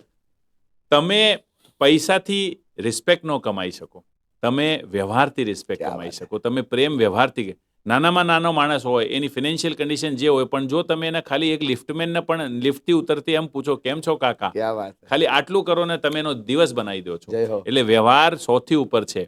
અને એનાથી મહત્વનો શબ્દ હવે જે બધાને ડિફિકલ્ટ છે વર્તન. વર્તન. હા, માણસને છે ને નોલેજ બધાને હોય, અને જેમ તમે કીધું ગૂગલ ને યુટ્યુબ પર આમ ક્લિકે નોલેજ મળે, પણ નોલેજથી કોઈ ફરક પડતું નથી. બધાને ખબર છે સીટ બેલ્ટ લગાવવું જોઈએ, બધાને ખબર છે ટીમને પ્રેમથી રાખવું જોઈએ, બધાને ખબર છે ઘરમાં કંકાસ ના કરવું જોઈએ, છતાં આપણે કરીએ છીએ. Yes. તો નોલેજથી કોઈ ફરક પડતું નથી. જે નોલેજ તમે તમારા વર્તનમાં લાવો છો, જે તમારા જીવનમાં ઉતારો છો, એ જ મહત્વનું. અને last but not least that is અભિગમ, એટીટ્યુડ. હા, જીવનનો એટીટ્યુડ. હું તમને ક્લિયર કહું કે ઘણી બધી વખત મને એમ થઈ જાય, પહેલાં જ્યારે બહુ વર્ષો પહેલાં, આજથી 30-40 વર્ષ પહેલાં જે કાંઈ નહોતું ત્યારે એમ થતું કાશ આપણી પાસે કાંઈ 1,00,000-2 લાખ હોય, પછી કાશ આપણી પાસે 1 કરોડ 2 કરોડ. અને એ આજની તારીખમાં આવે. બહુ મોટા અબજોપતિઓને જોઉં ત્યારે એમ થાય કાશ આપણી પાસે આવો, આજની તારીખમાં આવે. ત્યારે હું છે ને એ અભિગમ ક્રિએટ કરું. તકદીર બનાને વાલે તૂને કમી ન કી, અબ કિસકો ક્યાં મિલા યે મુકદ્દર. ક્યાં વાત છે, ક્યાં વાત. ક્યાં હતા એનાથી ક્યાં તો ક્યાં પહોંચાડ્યા. આવી ગયા, પછી હજી ભગવાનને એનો શુક્રિયા અદા અને ન કેવા કરીએ, હતા ને કેવા કેવા થઈ થઈ ગયા. ગયા. જો એમાં શુક્રાના ન કરીએ ભગવાનનું, તો ભગવાન આપવાનું બંધ કરી પોઝિટિવ દેશે. એટીટ્યુડ. એટલે ઓલવેઝ અભિગમ તો માણસને પોઝિટિવ જ રાખવું જોઈએ. લોકો પ્રત્યે, પરિસ્થિતિઓ પ્રત્યે, સર્કમસ્ટાન્સીસ પ્રત્યે, ને જે તે પરિણામ આવે, તમારો અભિગમ પોઝિટિવ હોય તો જીવનમાં પોઝિટિવ જ થાય. બધું જ ભાંગીને ભૂકો થઈ ગયું ભાઈબંધ. મારી પાસે એવું કાંઈ નથી, ને કાંઈ નથી એ વ્યક્તિ જો તમારી પાસે આવે તમે એને શું કહો? એ તમારો અભિગમ. યસ. હજી મારી પાસે એ કશું નહીં હોય ને, હા. તો અને મારી પાસે ખાલી એક હિંમત અને એક પોતાના પર ભરોસો અને એક પોઝિટિવ અભિગમ કે ભગવાન મારી હારે છે, તો પાછું બધું ઊભું થઈ જાય છે. તમારી પાસે એક વ્યક્તિ આવ્યો, તમે એને કહો, તમે એને શું કહેશો? તમારી સામે બેઠો છે વ્યક્તિ, તમે એને કહો 1 મિનિટમાં તમે શું કહેશો? તારા જીવનમાં શું બદલાવ કરી શકે, કેવી રીતે કરી શકે? મેં જે જીવનમાં બદલાવ કર્યું એમાં એક જ વસ્તુનો કામ કર્યું, જે હું 2 લાઈનમાં ઓલવેઝ બધાને કહું, ઉમ્ર ભર ગાલિબ યહી ભૂલ કરતા રહા, ઉમ્ર ભર ગાલિબ યહી ભૂલ કરતા રહા, ધૂલ તો ચહેરે પે થી આઈના સાફ કરતા રહા. ક્યા વાત એટલે જે પણ પરિસ્થિતિમાં તમે છો ને એમાં બધું કામ તમારે અહીંયા કરવાનું છે. દુનિયા પરફેક્ટ જ છે, કસ્ટમર બરાબર છે, ટીમ બરાબર છે, વાઈફ બરાબર છે, બચ્ચા બરાબર છે, મા બાપ બરાબર છે, બધું બદલાવ બચ્ચા તારે અહીંયા કરવાનું છે. જો Yes. એ પ્રોસેસ માણસ સ્ટાર્ટ કરી લે, દુનિયામાં બધા સુખી મેળવી શકે. મેં ભીતર ગયા યદી મેં ભીતર ગયા. હા, મેં હું તર અંદર ગયો. જઈશ તો બધું જ બદલી જશે. Exactly. સુધારવાની જરૂર દુનિયાને નથી. સમસ્યા છે કે લોકોને છે ને બીજાને બદલવું છે, બહુ સાચી વાત છે ભાઈ. એને વાઈફને બદલી નાખવું છે, હા. એને બચ્ચાઓને ઠીક કરી દેવા મારે છે. નથી બદલવું, મારે નથી બદલવું. અને તમે જો શાંતિથી જુઓ તો બીજાને બદલવું તમારા હાથમાં નથી, પણ ખુદને બદલવું હાથમાં એક જ છે. વ્યક્તિને તમે બદલી શકો છો, ઈ છે તમે પોતાની પોતે. જાત. અને બહુ ત્યાં સાચી વાત માણસ કામ કરતો નથી, કેમ કે પોતાની જાત પર કામ કરવો આ દુનિયાનો સૌથી ડગલો સૌથી મુશ્કેલ કામ છે. ડિફિકલ્ટમાં ડિફિકલ્ટ ટાસ્ક છે સેલ્ફ ડિસ્કવરી અને સેલ્ફ એક્સેશન. બહુ કામ કરવું બહુ અઘરું છે અને એટલા માટે જ કે ને કે પહેલે મેં હોશિયાર થા, હા. પૂરી દુનિયા કો બદલને ચલા થા, આજ મેં સમજદાર હું, ખુદ કી દુનિયા બદલ રહા હું. મારી દુનિયા મારે બદલવી હોય તો મારી પાસે પ્રોગ્રેસ એલાયન્સ સંસ્થા છે. જો મને જાત ઉપર કામ કરવું છે, સ્વભાવ ઉપર કામ કરવું છે, વાણી વર્તન વ્યવહાર વિચાર કે વલણ ઉપર કામ કરવું છે, બિઝનેસને ડેવલપ કરવો છે, પરિવારનો ગ્રોથ કરવો છે, અને આ બધું કરતા કરતા બીજાના જીવનને પણ બદલવું છે, તો મારી પાસે ઓપ્શન છે પ્રોગ્રેસ એલાયન્સ. દોસ્તો, આ સરસ મજાના પોડકાસ્ટનો એક મહત્વનો ઇન્ટેન્શન એ છે કે એમાંથી તમને જે ગમ્યું હોય એ જીવતા શીખજો અને જીવીને પોતાના જીવનમાં એપ્લાય કરી લાખો લોકો સુધી પહોંચાડવાનો પ્રયત્ન કરજો. છેલ્લો સવાલ કમલભાઈને પૂછીને આ પોડકાસ્ટને આપણે એન્ડ કરી. આ લાસ્ટ ક્વેશ્ચન છે. 2025 માટે એવી 3 સંદેશા કે જે કોઈ પણ બિઝનેસમેન એપ્લાય કરશે તેમનું 2025 ખૂબ પાવરફુલ જશે અને આ સામાન્ય લોકોથી અસામાન્ય વ્યક્તિ બનવામાં એને ખૂબ સંદેશો મળશે. સૌથી પહેલું, write your task daily. Yes, જે પણ કામ તમારે કરવાના છે એ ડેલી તમે એક ડાયરીમાં લખો. ડેફિનેટલી. ડાયરી મેન્ટેન નહીં કરતા હોય તો મોબાઈલમાં રાખો, પણ ડેલી કરવાના કામ તમે કરો, એનાથી તમારી ઇફેક્ટિવનેસ નેક્સ્ટ લેવલે જશે. બીજું, મેક યોર વિઝન. યસ, 2025માં મારે શું કરવાનું વિઝન છે, મિશન એમ ગોલ. એક્ઝેક્ટલી, એ જરૂર બનાવજો. પરફેક્ટ. રોજ કામ કરજો, વિઝન બનાવજો, અને ત્રીજું, એ વિઝનને સામે રાખીને એને સતત એક્શન લેજો. નિશ્ચિત રૂપે માણસને જે જીવનમાં જોતું હોય એ એને મળશે, એવું મારો પાકું વિશ્વાસ કોઈ છે. ચપટી બબૂત લેવાથી, કોઈ અંગારાઓ પર ચાલવાથી કે કોઈ દીવા અગરબત્તીઓ કરવાથી સફળતા નથી મળતી. આ 3 વસ્તુ કરવાથી સફળતા મળે છે. આજનો પોડકાસ્ટ સવાલ તમારા જવાબ કમલ દેવરામાં બહુ મજા આવી છે અને બહુ બધું શીખવા મળ્યું. ત્યારે લાખો લોકોને શેર કરજો, હજારો લોકોને પહોંચાડજો અને પ્રોગ્રેસ એલાયન્સના ટીમ મેમ્બર બની તમારા જીવનને પણ મજબૂત અને મક્કમ કરજો. કમલભાઈ, આપનો દિલથી આભાર વ્યક્ત કરું છું. આ વાત અને આ સંવાદ લોકોના જીવનને બદલશે એવી આશા છે. આપે આટલો સમય આપી અને અમારા દર્શક મિત્રો સાથે આ જોડાયા માટે તમારો દિલથી આભાર. થેન્ક યુ, ધન્યવાદ, થેન્ક યુ સો મચ. અને થેન્ક યુ તમને કે તમે આટલા મોટા વ્યક્તિ, એટલા વિશિષ્ટ તમારા બિઝી શેડ્યુલમાંથી તમે કાઢો છો અને લોકોને કઈ રીતે ફાયદો થાય એના માટે તમે મને ઓપોર્ચ્યુનિટી આપી કે હું આવીને પ્રોગ્રેસ એલાયન્સ અને પ્રોગ્રેસ જે કામ કરે છે એ લોકો સુધી પહોંચાડવાનું તમારું જે કમિટમેન્ટ છે એના માટે તમે ટાઈમ કાઢ્યું, મને ઓપોર્ચ્યુનિટી આપી, એના માટે તમારો ધન્યવાદ, ખૂબ ખૂબ આભાર, Thank thank you you, so thank you much. So much.